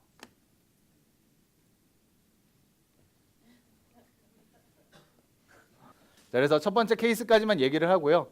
두 번째 케이스부터는 두 번째 케이스부터는 넘어가도록 할게요. 이게 여러분들 아는 그 포스 시스템 있죠? 포스 시스템이 해킹 등을 당했었던 뭐 이런 건데 분석하는 뭐 여러 가지 것들이 있어서 넘어가도록 하겠습니다. 두 번째 케이스는 스킵을 하도록 할게요.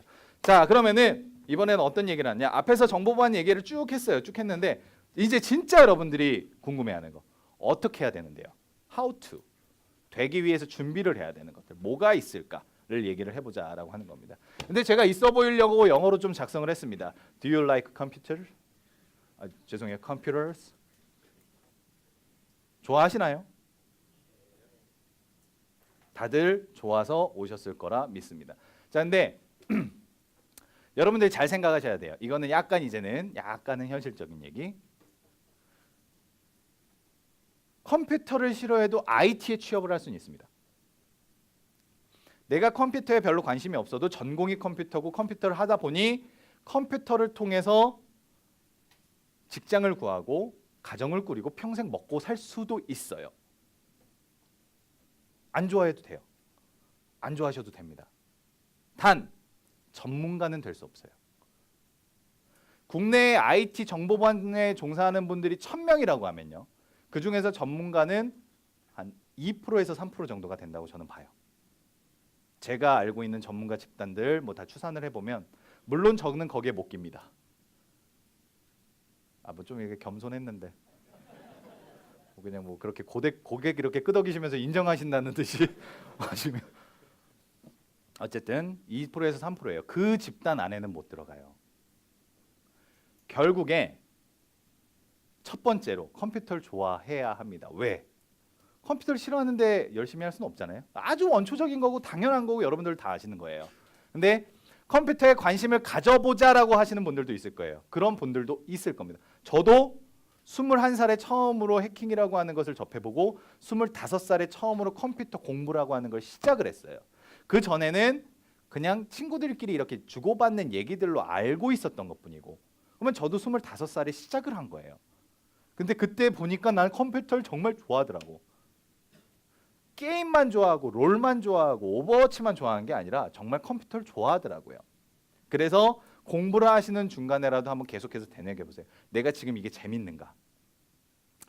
물론 난 약간은 재미는 없고 잘 모르겠는데 할 만한데 하시는 분들도 말씀드린 대로 IT 정보보안 업계에서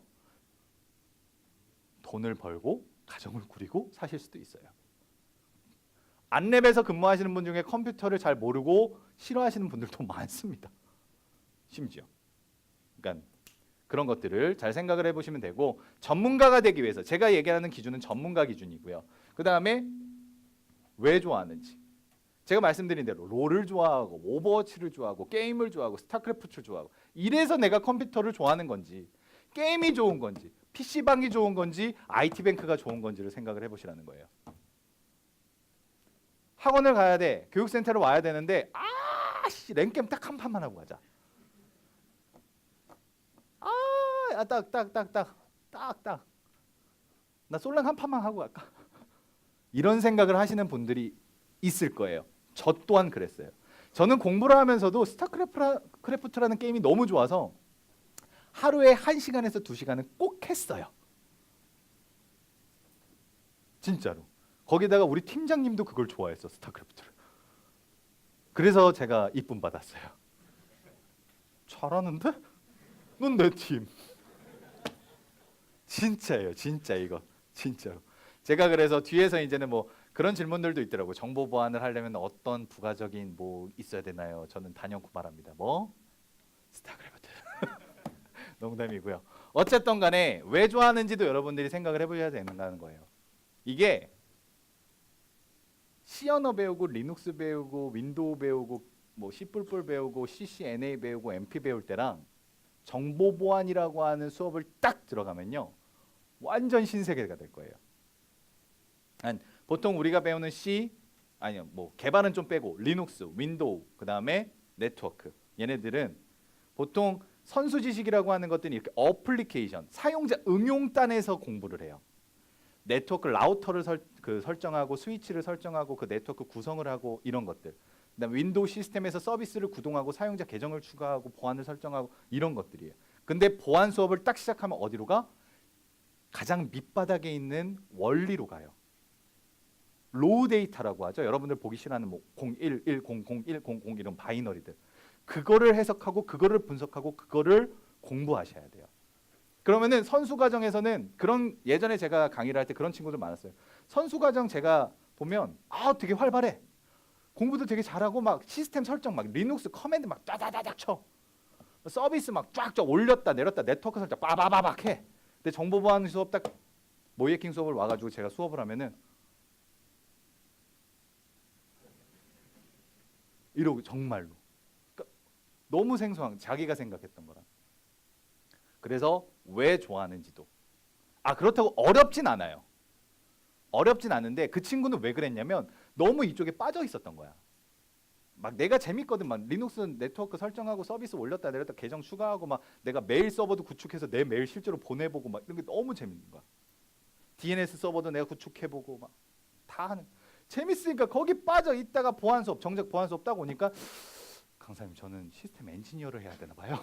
뭐 이런 식으로 가는 친구들도 있으니까. 어쨌든 왜 좋아하는지도 한번 생각을 해보시고 고민이 있으시면은 언제든 메일을 주세요. 제가 모르겠어요. 저도 여러분들 나이 때 몰랐어요. 내가 좋아하는지 왜 좋아하는지에 대한 명확한 기준도 없었고요. 그냥 재밌어서 했고 강의를 해야 되다 보니까 학생들보다 더 많이 알아. 뭐 이런 여러 가지 여건들이 저를 만든 것 같긴 해요.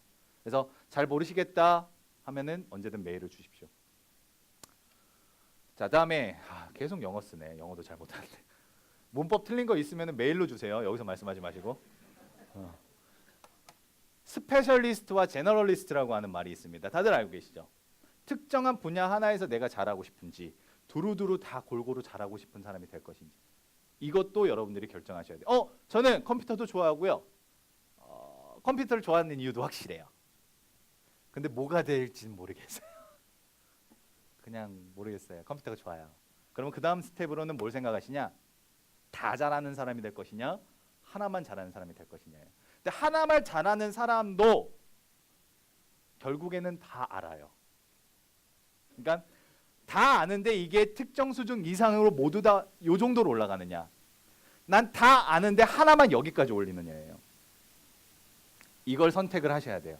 이걸 선택을 못 하실 단계예요, 여러분들. 근데 지금 하라는 게 아니에요, 이건. 나중에 공부를 하다가 난 다 재밌어. 네트워크도 좋고요. 시스템도 좋고요. 윈도우, 리눅스 다 좋고 그다음에 악성 코드 분석도 좋고 리버싱도 좋고 C 언어도 좋고 C++ 나 왜 이렇게 다 재밌지? 하면 제너럴리스트가 되시면 돼요. 그런 다음에 테크트리는 어떻게 가면 돼? 담당자, 관리자. 두루두루 다 알아서 어떻게 하는 거야? 밑에 사람들. 야, 너 이거 이렇게 하면 되잖아. 넌 여기 있고. 나 웬 연기혼을 갑자기. 그래서 제너럴리스트가 되는 것도 좋지만 현재 국내에서 원하는 인재상은 스페셜리스트예요. 물론 특정 수준의 지식은 다 갖고 있어. 근데 이 사람은 다 잘해. 이건 정말 잘해. 그러면은 그 사람은 그 분야에서 얘기를 할 때 우리나라에서 치매 사고 대응하면은 누구 생각나지? 누구 생각나세요? 아니에요. 안타깝게 아니에요. 그런 사람이 저희 그 김진국이라고 하는 이름을 갖고 있는 대표가 있어요. 저희 플레인비트 대표가 김진국이라는 이름인데 포렌식프루프닷컴이라는 블로그 혹시 보신 적 있으세요? 한번 나중에라도 포렌식을 공부하시게 되면 그 블로그는 무조건 보실 거예요. 국내 디지털 포렌식 기술 관련된 부분에서 단연코 치매 사고 디지털 포렌식 누구야 하면은 김진국 아니야? 라고 하는 사람도 있어요. 물론 저도 그 뒤에 좀 이렇게 올 거예요. 그 다음에 뭐 이제 문범 씨라고 키사에 있는 박문범 선임이라는 사람도 있고 저랑 동갑입니다. 친구. 그 다음에 뭐 이제 코어 시큐리티라고 하는 곳에 김태일 대표님도 있고 등등 있는데 그 중에 저도 이제 슬 이렇게 최진원도 있잖아. 박수 한번 주세요. 그 정도 되는 것 같아요, 저는. 그래서 무엇이 될 것인지. 근데 저도 모이에킹도 지금은 물론 약간 좀 뒤떨어지지만 과거에 공부를 했었고요. 다 두루두루. 아는데 뭐를 전공으로 하느냐. 이거를 다시 말씀드립니다. 지금 선택하는 게 아니라 나중에 이제 교육센터에서 쭉 수강을 하고 한번 생각을 해보실 필요가 있다라고 적어드린 겁니다. 그다음에 기술적인 부분들 말씀을 드릴게요. 뭘 해야 돼요? 이런 질문들이 굉장히 많이 오더라고요. 뭘 해야 되고요? 어디까지 해야 되고요? 지금 여러분들은 편식하실 때가 아닌 것 같아요. 지금 여러분들이 하는 건요. 하시는 공부. 보통 단과반으로 하나에 한 달씩 공부하시죠. 그 한 달이 다라고 생각하시면 절대 안 됩니다. 첫 달에 C 언어를 배웠어요. 두 번째 달에 C++를 공부를 하면은 두 번째 달에 C도 같이 공부를 하셔야 돼요. 자, C랑 C++를 좀 알게 됐어요. 뭐 2개월 차까지 갔습니다. 난 이제 프로그램 조금 해.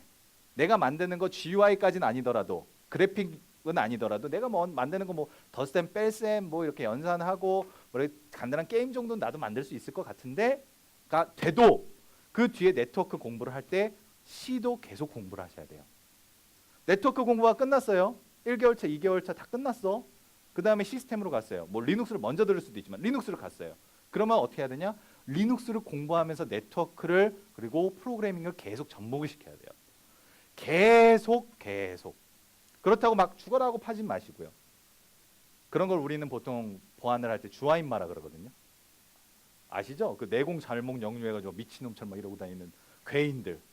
그 무협지에서 나오는 주화인마 한다. 막 이렇게 내공을 잘못 익혀서, 그러니까 무공을 잘못 익혀서 내공이 잘못 꼬여서 막 연기호흡 박수 한번 주세요. 이런 주화인마에 빠지는 친구들이 덜어 있어요. 아까 말했던 시스템 엔지니어. 그게 근데 주화인마라고 해도 시스템 엔지니어로 성공하면 되긴 해요. 근데 나는 목적이 보안이었어. 그러니까 보안 입장에선 주화인마죠. 넌 나한테 오려고 그랬는데 왜 절로 가? 잘못 간 거잖아. 근데 그렇게 가도 틀리진 않았다. 잘못된 길은 아니지만 어쨌든 간에 정보 보안을 목표로 하고 있다면 스케줄링을 할 때 그렇게 하시면 될 것 같아요. C만 공부하면 재미없잖아. 그죠? C를 공부하면서 공부를 한 다음에 네트워크를 공부를 하면 뭘 해볼 수 있냐? 라우터 설정을 자동으로 할 수는 없나? 스크립트나 프로그램으로 자동으로 내가 원하는 값들을 이렇게 탁탁탁 넣어볼 수는 없나? 이런 고민들.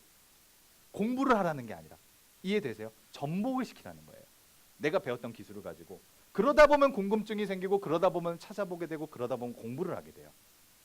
그렇게 가야지 어떤 과목에 꽂혀가지고 시어너 정복, 네트워크 정복 다 정복한 다음에는 연계가 안 돼. 네트워크는 네트워크, 시스템은 시스템이고 IT는 그런 사업이 아니에요. 다 연결이 돼 있어요. 네트워크를 공부했어요. 리눅스를 공부했어요. 그런 다음에 뭐 해보는 거야? 리눅스가 서버라며 그러면은 뭐 나트라고 하는 기능이 있어요. 여러분들 흔히 말하는 공유기. 그런 블로그 그런 거 올리는 친구들이 있습니다. 리눅스 서버로 공유기 만들기. 반응 없네. 그런 식으로 생각을 해보라는 거예요. 네트워크를 배웠잖아. IP, 서버넷, 게이트웨이 다 알잖아요. 그럼 그 개념을 갖고 네트워크를 리눅스에서 설정을 해보는 거예요. 이렇게 가지고 노시라는 거예요. 공부를 하는 게 아니라 실습 시간에 강사님이 하라는 거 딱딱딱 하고서 뒤에서 딱 이렇게 약간 좀 승리자 포스로 난 다 했는데 이게 아니라 그럼 이 다음에는 이렇게 되나? 이게 되나? 이렇게 계속 why, how 궁금증을 계속 갖고 가시는 거예요. 그러면 찾아보게 됩니다. 찾아봐야 돼요. 이해되세요? 네.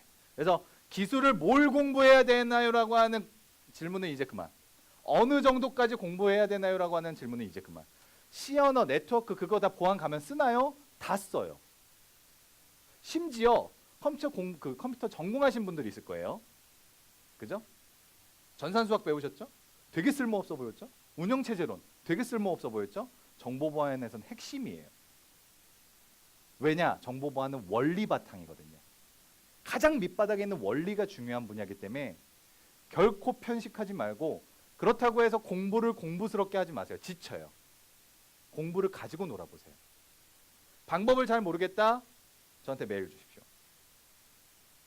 진짜로. 저희 회사가 판교에 있어요. 판교에 오셔서 뭐 저한테 메일하고 약속 잡으면 다 판교 오세요. 스타벅스에서 아이스 아메리카노 한 잔이면은 뭐 한두 시간 정도 상담은 가능합니다. 200명이 다 오진 않겠지 설마? 뭐 순간 설마? 농담입니다. 어쨌든 오시면 환영할게요. 자, 그래 기술에 관련된 거는 더 이상 어디까지 어떻게 무엇을이란 질문을 안 하기로 계속해서 가져놀기로 결국엔 여러분들이 정보 보안을 하는데 힘이 될 거예요. 자, 다음에는 컴퓨터 멈춘 건 아니겠죠?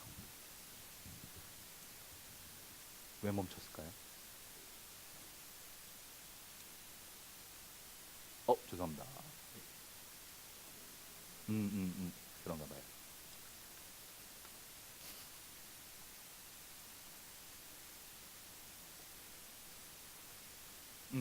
그 밖에 이런 질문들도 많이 주셨어요. 그 밖에 그럼 기술 이런 거 빼고 그 밖에 뭘 하는 게 좋아요? 저 같은 경우에는 스타크래프트와 당구를 했어요. 아 이건 정말 근데 진짜야. 제가 강의를 할 때 그 전에 여러분들이 갖고 계셨던 여러 가지 쓸모없다고 생각하는 어빌리티들, 쓸모없다고 생각했던 스킬들이 보안 그 현업에 가면은 정말 유용하게 쓰이는 경우가 많아요. 특히 보안은 약간 좀 외골수들이 많아요. 우리가 흔히 말하는 매니아, 덕후 이런 사람들이 좀 있어요. 그래도 만약에 여러분들이 야구를 좋아한다? 근데 이 야구가 정보보안에서 별로 쓸모가 없을 것 같아. 전혀. 회사에 딱 들어가요. 야구 동호회가 있어. 근데 내가 한 사회인 야구단에서 한 130은 던져줬어. 바로 어요요요 본부장님 어요요요 바로. 그러면 그게 무시를 못해요. 제가 진짜 아까 스타크래프트 뭐 예를 들었지만 하나도 거짓말이 아니에요. 저는 처음에 입사를 했을 때 지금은 약간 좀 살이 쪘어요. 근데 옛날에 진짜 좀 얄쌍했거든요. 약간 좀 속된 말로 양스러웠어요. 양치기 같았어. 외모가. 그래서 우리 팀장님이 절 별로 안 좋아했어요. 그러니까 연구원으로서는 어울리지 않는다라고 얘기를 했어요. 근데 선입견이잖아. 열심히 하면서 뭐도 해? 열심히 스타크래프트도 했어요. 그랬더니 잘하네 하면서 저에 대해서 관심을 갖고 제가 연구한 연구 주제에 대해서 관심을 갖고 하기 시작하더라고요. 사람은 어떻게 하는지가 어쨌든 간에 사회니까. 이건 뭐 그냥 여타적인 거고 부가적인 거고, 중요한 거는 어느 업종이나 마찬가지로 뭐가 있겠어요? English. 영어는 없어도 돼요. 다시 영어를 못해도 상관이 없어요. 하지만 영어를 잘하면. 혹시 중국어 할 줄 아시는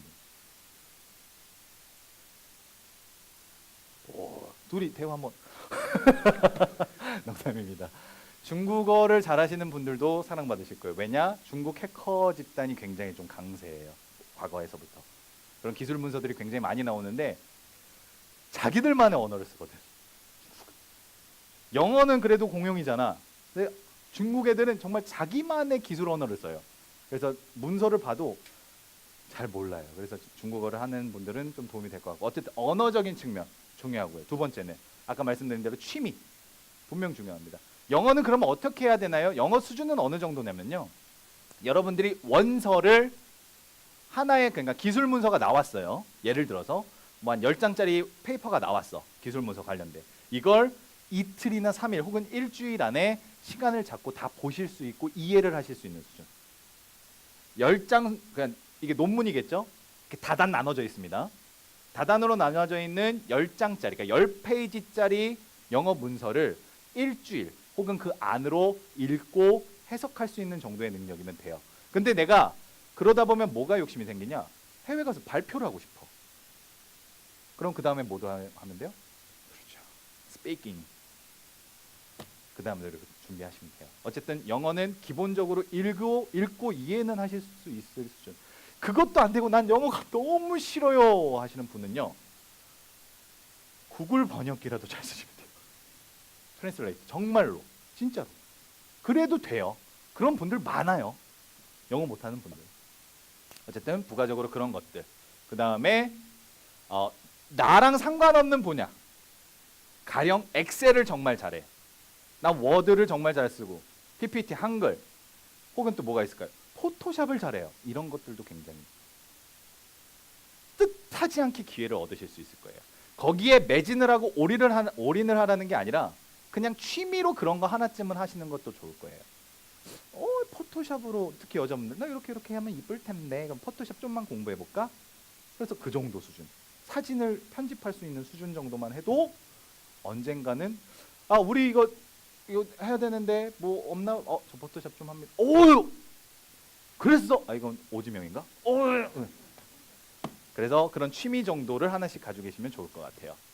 준비는, 기술은 정리해드리면, 기술은 편식하지 마시고 어디까지 해야 된다라고 어디까지 해야 된다고 고민하지 마시고 가지고 노세요. 그냥.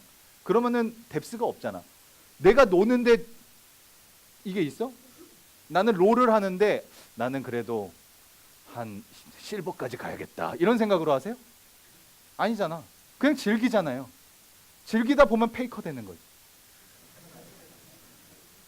아니야? 페이커가 내가 세계 최고가 될 거 이랬을까요? 아니에요. 즐기세요. 어디까지 뎁스 한계를 정하지 말라는 거예요. 제 말은. 이해되시죠? 가지고 노십시오. 그 다음에 다양한 취미 생활들 무조건 추천입니다. 운동도 좋고요. IT 전산 관련된 것도 좋아요. 그래서 이제는 어디까지 해야 돼요? 이런 질문 하지 말기. 그러면 이제는 실제 정보 보안 삶에 대해서 한 5분 정도 간단하게 얘기를 해보도록 할게요. 근무 환경. 회사마다 너무 달라요. 웃어? 너무 달라요. 회사마다. 근데 저는 안랩을 기준으로 말씀드리고 저희 회사를 기준으로 말씀을 드릴게요. IT뱅크에 근무했을 당시를 얘기는 하진 않겠습니다. 힘든 시기였거든요. 농담이고 안랩은 공개를 하면 물론 이거 블라인드라고 하는 앱 깔면 다 보여요. 뭐 초봉이 얼마네. 안랩 기준으로 말씀드리면 그러니까 정보보안 전문업체 기준으로 말씀드렸을 때 학사 혹은 전문학사 혹은 고졸 공채 초봉이 말해도 되나? 근무 환경은 뭐 급여는 그렇고요. 제일 중요한 게 급여라고 생각을 했어요. 사실 여러분들이 제일 궁금해하는 것 중에 하나 급여. 그죠? 그 정도 수준이라고 생각하시면 되고요. 제가 안랩에 들어갔을 때는 7년 차로 들어갔어요. 7년 차로 들어갔을 때는 4천이 넘더라고요. 5천은 안 되고 그 정도 수준이었어요. 내 연봉이니까 공개는 뭐 하긴 뭐 옛날 연봉인데. 그래서 그러니까 32살, 31살에 갔거든요.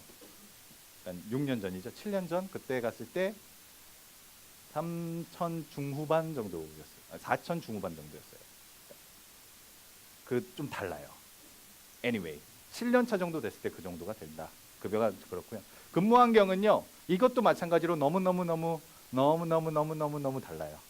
근데 안랩 기준으로 또 말씀을 드리면 한 달에 30만 원씩 연구 수당이라는 게 나옵니다. 그러니까 연봉에서 400이 올라가는 거예요. 그냥 이 연구 수당은 여러분들이 책을 사서 봐도 되고요. 운동을 하셔도 되고요. 학원을 다니셔도 되고요. 술을 드셔도 돼요. 현금으로 줘요. 그러니까 월급이 나오면 만약에 월급이 내가 400이 나오면 430 이렇게 들어와요. 30은 그냥 들어와요. 비과세입니다. 어쨌든 30만 원 정도의 연구 보조 수당이라고 한 달에 나와요. 그거는 근데 연구소, 영업이나 뭐 컨설팅 이런 조직이 아니라 연구소, 연구원들 기준으로 이제 지급이 되고요. 그 다음에 직급별로 좀 다른데 평균적으로 120에서 150 정도의 그 복지근로 카드라고 하는 걸 줘요. 이거는 아시는 분들은 대기업들은 대부분 있죠. 그 자기개발 카드라고 해서 그것도 마찬가지로 학원도 갈 수 있고 이거는 근데 술집 같은 이런 술을 마시는 데는 못 긁어요. 근데 이게 팁이 또 하나 있더라고. 인터넷 쇼핑은 다 돼요. 뭐든 다 돼요. 그래서 그 정도 그렇고 점심 식사는 제공입니다. 2,000원에 지하 식당이 있고요. 헬스장 무료. 헬스장도 있고 사우나도 있고요. 그 다음에 상담도 계속해서 해줘요. 그 헬스 체크 상담. 전문 의사가 있어서. 그리고 피곤하다라고 하면은 신청을 하면은 맹인 안마사 4분이 계세요. 그게 특정 기업 규모가 이상이 되면은 장애인을 이렇게 고용을 해야 되거든요. 장애 등급이 있으신 분들. 맹인 안마사 4분을 고용을 해서 하실 수가 있고요. 굉장히 안내부 근무 조건은 많이 따라갈 대기업들을 많이 따라가려고 노력을 하는 편이에요. 그리고 1년에 한 번씩 해외 컨퍼런스 연수를 보내줍니다. 회사에서 단 연구원들만 제가 그 속한 연구소라고 하는 ASEC이라고 하는 곳이 있어요. 거기에선 그렇게 되면 그렇고요. 복지 수준 미래 뭐 안내분 뭐 미래는 뭐 그냥 망하지는 않겠죠. 요번에 대선에서 안타깝게 그렇게 됐지만 어쨌든 간에 뭐 그렇게 뭐 창창한 미래가 있진 않아도 좀 탄탄할 것 같습니다. 근데 정보보안의 미래로 보면은 호불호가 굉장히 많이 갈려요. 뒤에서 말씀드릴게요. 그 다음에 사회적 인식 좋습니다. 정보보안 전문가라고 하면은 뭔가 그 상위 전문가라고 하는 인식을 갖고 있어요. 사회에서. 그래서 사회적 인식 좋고요. 성취감 하는 만큼 인정받고 하는 만큼 벌 수 있는 곳이 정보보안입니다. 성취감은 어마어마하게 느끼실 거예요. 프로젝트 단위로 움직일 때도 마찬가지고요. 그냥 부서로서 내가 팀원으로서 같이 일할 때도 마찬가지로 성취감은 굉장히 좋습니다. 이것도 너무너무 다르지만 대부분 그래요. 자, 그래서 이렇고요. 미래에 대해서 간단하게만 설명을 드릴게요. 얘가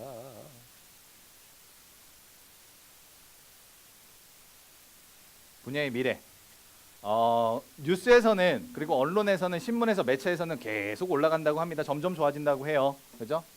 뭐 이렇게 나오고요. 계속 올라간대요. 그죠? 그리고 요즘에 뭐 인베디드, IoT 등등등 많이 이제는 활성화되고 있죠. 거기다 뭐 자동차 뭐 자동주행 뭐 어쩌고저쩌고 막 나오잖아요. 이거 다 뭐예요? 기반이 시스템 기반이거든요. OS예요. 어플리케이션입니다. 해킹이 다 돼요. 그럼 결국에는 언젠가는 대두될 거예요. 지금도 조금씩 계속해서 대두가 되고 있고요. 그 다음에 또 하나 단어 뭐 있어요? 4차 산업혁명. 빠질 수가 없겠죠, 정보보안이. 그죠? 미래는 어때요? 산업은 올라갈 거예요. 근데 자, 요거 하나만 얘기하고 마무리를 짓도록 하겠습니다. 정보보안 산업이 좋아진다 그래서 여러분들의 근무 환경이라든지 급여 수준이 올라갈까요? 사업이 큰다 그래서 내 월급이 올라가는 건 아니에요. 그죠? 어떤 직군에서 어떤 역할을 하느냐에 따라서 그 사업 범위, 그 사업 규모에 내가 하는 만큼, 아까 말한 하는 만큼의 대가를 받게 될 거예요. 미래, 누가 부정하겠어요? 정보보안이라고 하는 산업의 미래를 누가 창창하지 않다고 얘기하겠어요? 근데 나는 어설프게 공부를 해가지고 제 친구들, 저랑 같이 공부를 시작한 친구들은 지금도 그런 친구들이 있어요. 치킨집 하는 친구도 있습니다. 고깃집 하는 애도 있고. 아, 정보보안 내가 해봤는데 미래가 없어. 걔는 요만큼 본 거예요. 요만큼 공부하고 요만큼 노력해서 여기까지 와가지고 요만큼 본 거예요. 정말 공부 안 했거든요, 그 친구. 저랑 같이 공부할 때. 그 친구 지금 뭐 하고 있냐? 이 얘기를 가장 많이 하는 친구가 장인어른 회사에서 일하고 있어요. 아, 이거는 정말이에요. 저랑 같이 강의를 했던 강사였어요. 또 그 친구도. 미래의 산업의 전망이 유망하다라고 하는 건 여러분들 다 아실 겁니다. 단 여러분들이 그거에 발맞춰 가실 준비가 돼 있으시면은 분명 대가는 돌아갈 거예요. 돈이 중요하다? 억대 연봉 많아요. 정보보안에. 근무 환경이 중요하다? 좋은 데 많습니다. 플레인비트 저희 회사는요. 초봉이 3,300부터 시작해요. 아내보다 조금 높였습니다. 자존심 때문에. 근무 환경 저희는 휴가가 없어요. 쉬고 싶을 때 쉽니다. 오늘 토요일이죠. 제가 그 단체 채팅방에다가 저 월요일 날 쉽니다. 네, 편히 쉬십시오. 끝이에요. 막내가 눈치 보고 안 그래요. 저 집에 좀 다녀올게요. 그래, 부산 잘 다녀오니라. 근무 환경은 IT는 정말 자유롭고 좋아요. 미래? 참, 여러분들이 이제 발맞춰 가실 준비만 되면 된다는 거죠. 근데 지금은 아무것도 모르겠고 전 일단은 걸음마 단계예요. 도움이 필요해요. 주변을 잘 돌아보세요. 상담을 해주시는 강사님들도 있고 안 된다고 하면 저한테도 메일을 주시면 될 것 같습니다. 많은 도움이 되셨으면 좋겠어요. 제 얘기들이. 뭐 우스갯소리도 많이 하고 쓰잘데기 없는 연기혼도 불태웠는데 제가 드리고 싶은 말씀은 딱 하나입니다. 가리지 마시고요. 한계를 미리 정하지 마세요. 여러분들이 어디까지 공부해야 된다는 건 여러분들 한계를 정하는 거예요. 가지고 노시고요. 언젠가 필드에서 여러분들이 발표를 하시는 모습, 코엑스나 킨텍스에 뭐 많죠. 해킹 관련된 정보보안 관련된 컨퍼런스들 어디 호텔에서 할 때 여러분들이 딱 발표를 하고 제가 이렇게 보고 있는 모습을 그려볼게요.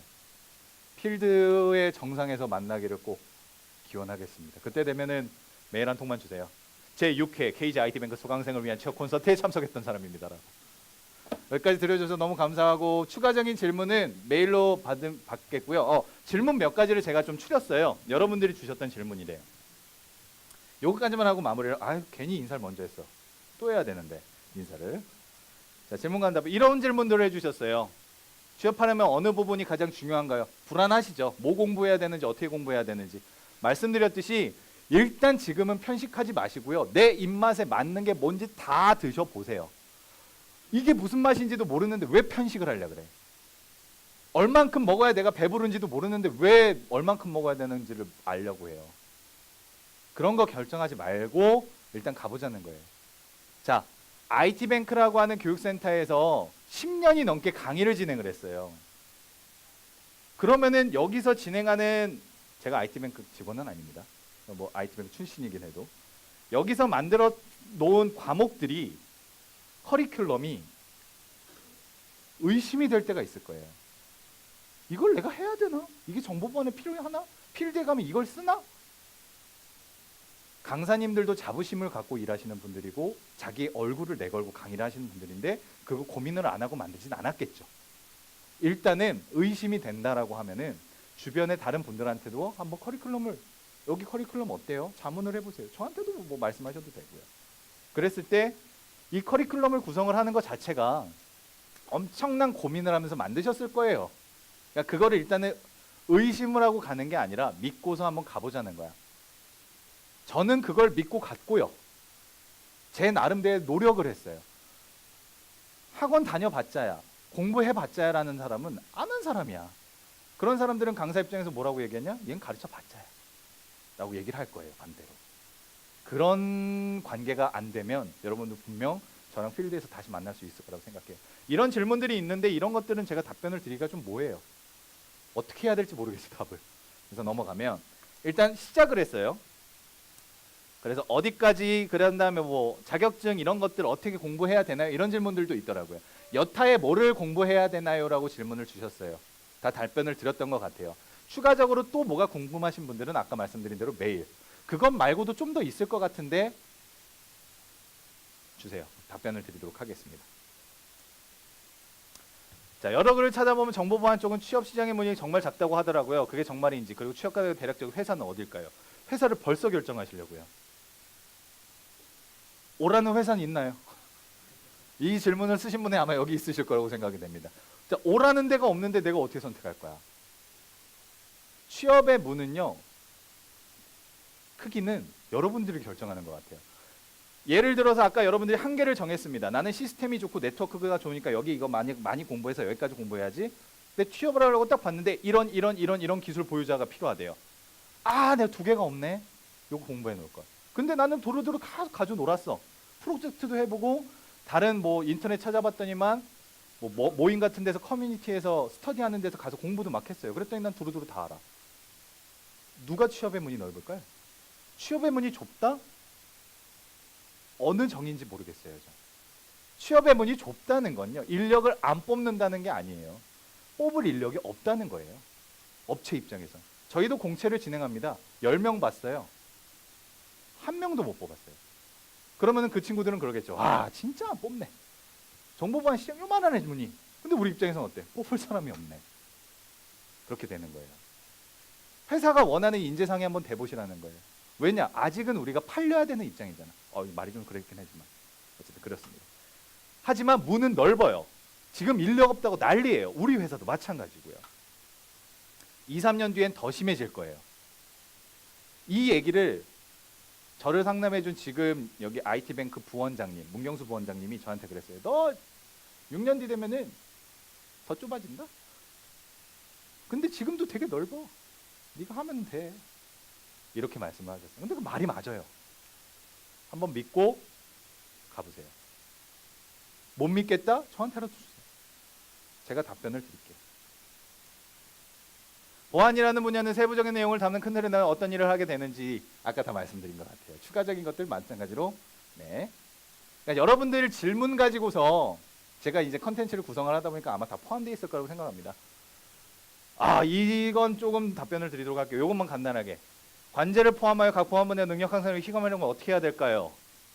많이 하셔야 될 것 같아요. 저는 저를 기준으로 말씀을 드리면요. 저는 지금도 아침 7시에 영어 학원을 다녀요. 진짜로. 판교에 있는 원 월드 어학원에서 제가 영어를 좀 잘 못하는 편이라 이제 레벨 3. Right? You got it? 그리고 몸 관리도 중요해요. 7시 되면, 저녁 7시가 되면 저는 판교에 있는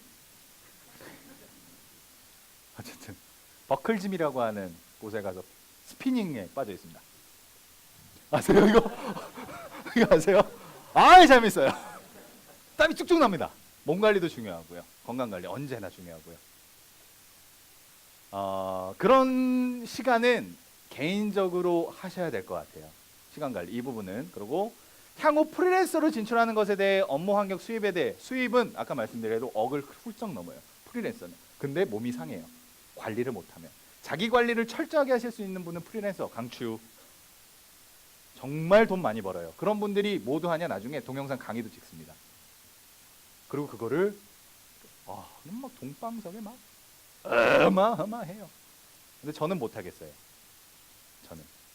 저는 이렇게 같이 뭘 하는 걸 좋아해서 프리랜서 금전적으로 물론 이것도 등급이 나눠지겠죠. 상위 클래스에 있는 분들은 단연코 그렇습니다. 쭉 있는데 아마 이 질문들이 다 여러분들이 앞에서 설명드렸던 부분들을 다 포함하고 있을 거라고 생각을 해요. 너무 많이 제가 썼어요. 다시 한번 인사드리겠습니다. 인사 안 끝났어요.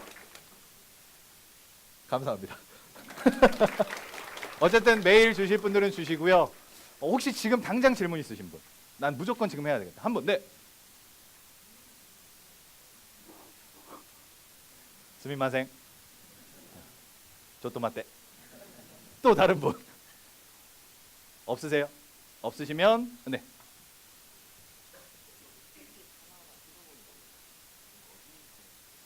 네트워크 패킷을 하나하나 뜯어보는 거는 관제에서 많이 하죠. 혹은 네트워크 포렌식이나. 보안 관제 가면은 죽어라 패킷만 봐요. 정말 괜찮은 인재상인데. 또 다른 분 한 분만 더 마지막. 네.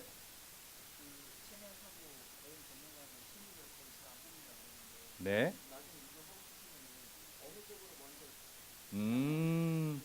지금 질문은 치매 사고 분석 전문가, 대응 전문가가 신입을 안 뽑는다라고 제가 말씀드렸잖아요. 그래서 어떻게 해야 되냐라고 질문. 그렇게 하셔도 좋고요. 사실은 그렇게 말씀을 드렸는데 전문가 기준에서는 그런데요. 키사의 한국인터넷진흥원의 치매 사고 대응팀은 신입을 뽑습니다. 거기서 경력을 쌓으시는 것도 좋고요. 혹은 경찰청도 있죠. 근데 그건 이제 공무원 길이니까 그대로 가셔야 되는 거고요. 신입을 뽑는 곳이 덜어 있어요. 단 이제 뭐 안랩이라든지 기업에서의 치매 사고 분석 전문가들은 경력직을 뽑는다는 거고 신입을 뽑는 곳도 있긴 있어요. 근데 이제 전문가 집단에서 뽑는 경우는 없어서 어떻게 가면 되냐? 그 루트는 정해진 게 없어요. 관제를 하다 오시는 분들도 있고요. 모이해킹 하다 오시는 분들도 있고요. 악성 코드 분석하다가 지금 삼성 SDS의 그 대응팀의 치매 사고 대응팀의 수석연구원인 고흥환 수석님이란 분이 있어요. 안랩에 있을 때 저희 책임님이었는데 그 삼성 SDS에서 지금 에이스처럼 거의 뭐 이 사람은 뭐든 잘해. 이분이 원래 악성 코드 분석 전문가였어요. 지금은 치매 사고 대응이에요. 이런 식이에요. 그러니까 분야는 어차피 그 루트는 다 포괄적이에요. 관제 기술이라고 해서 관제만 할 수 있는 게 아니라 다 연결이 돼 있기 때문에 내가 뭘 하고 싶은지부터 한번 생각을 해보세요. 그 다음에 방향이 결정되면 저한테 한번 메일을 이렇게 가려고 합니다. 나중에 몇 개월 뒤라도 상관없어요. 자, 어쨌든 강연이 어땠는지는 잘 모르겠는데 도움이 많이 되셨으면 좋겠고요. 앞으로도 도움을 드릴 수 있는 부분에 대해서는 도움을 드리도록 하겠습니다. 2시간이 넘는 시간 동안 고생들 많으셨고요. 이 이후의 일정은 저는 모르겠습니다. 다음에 정상에서 필드에서 뵙도록 할게요. 고생 많으셨습니다.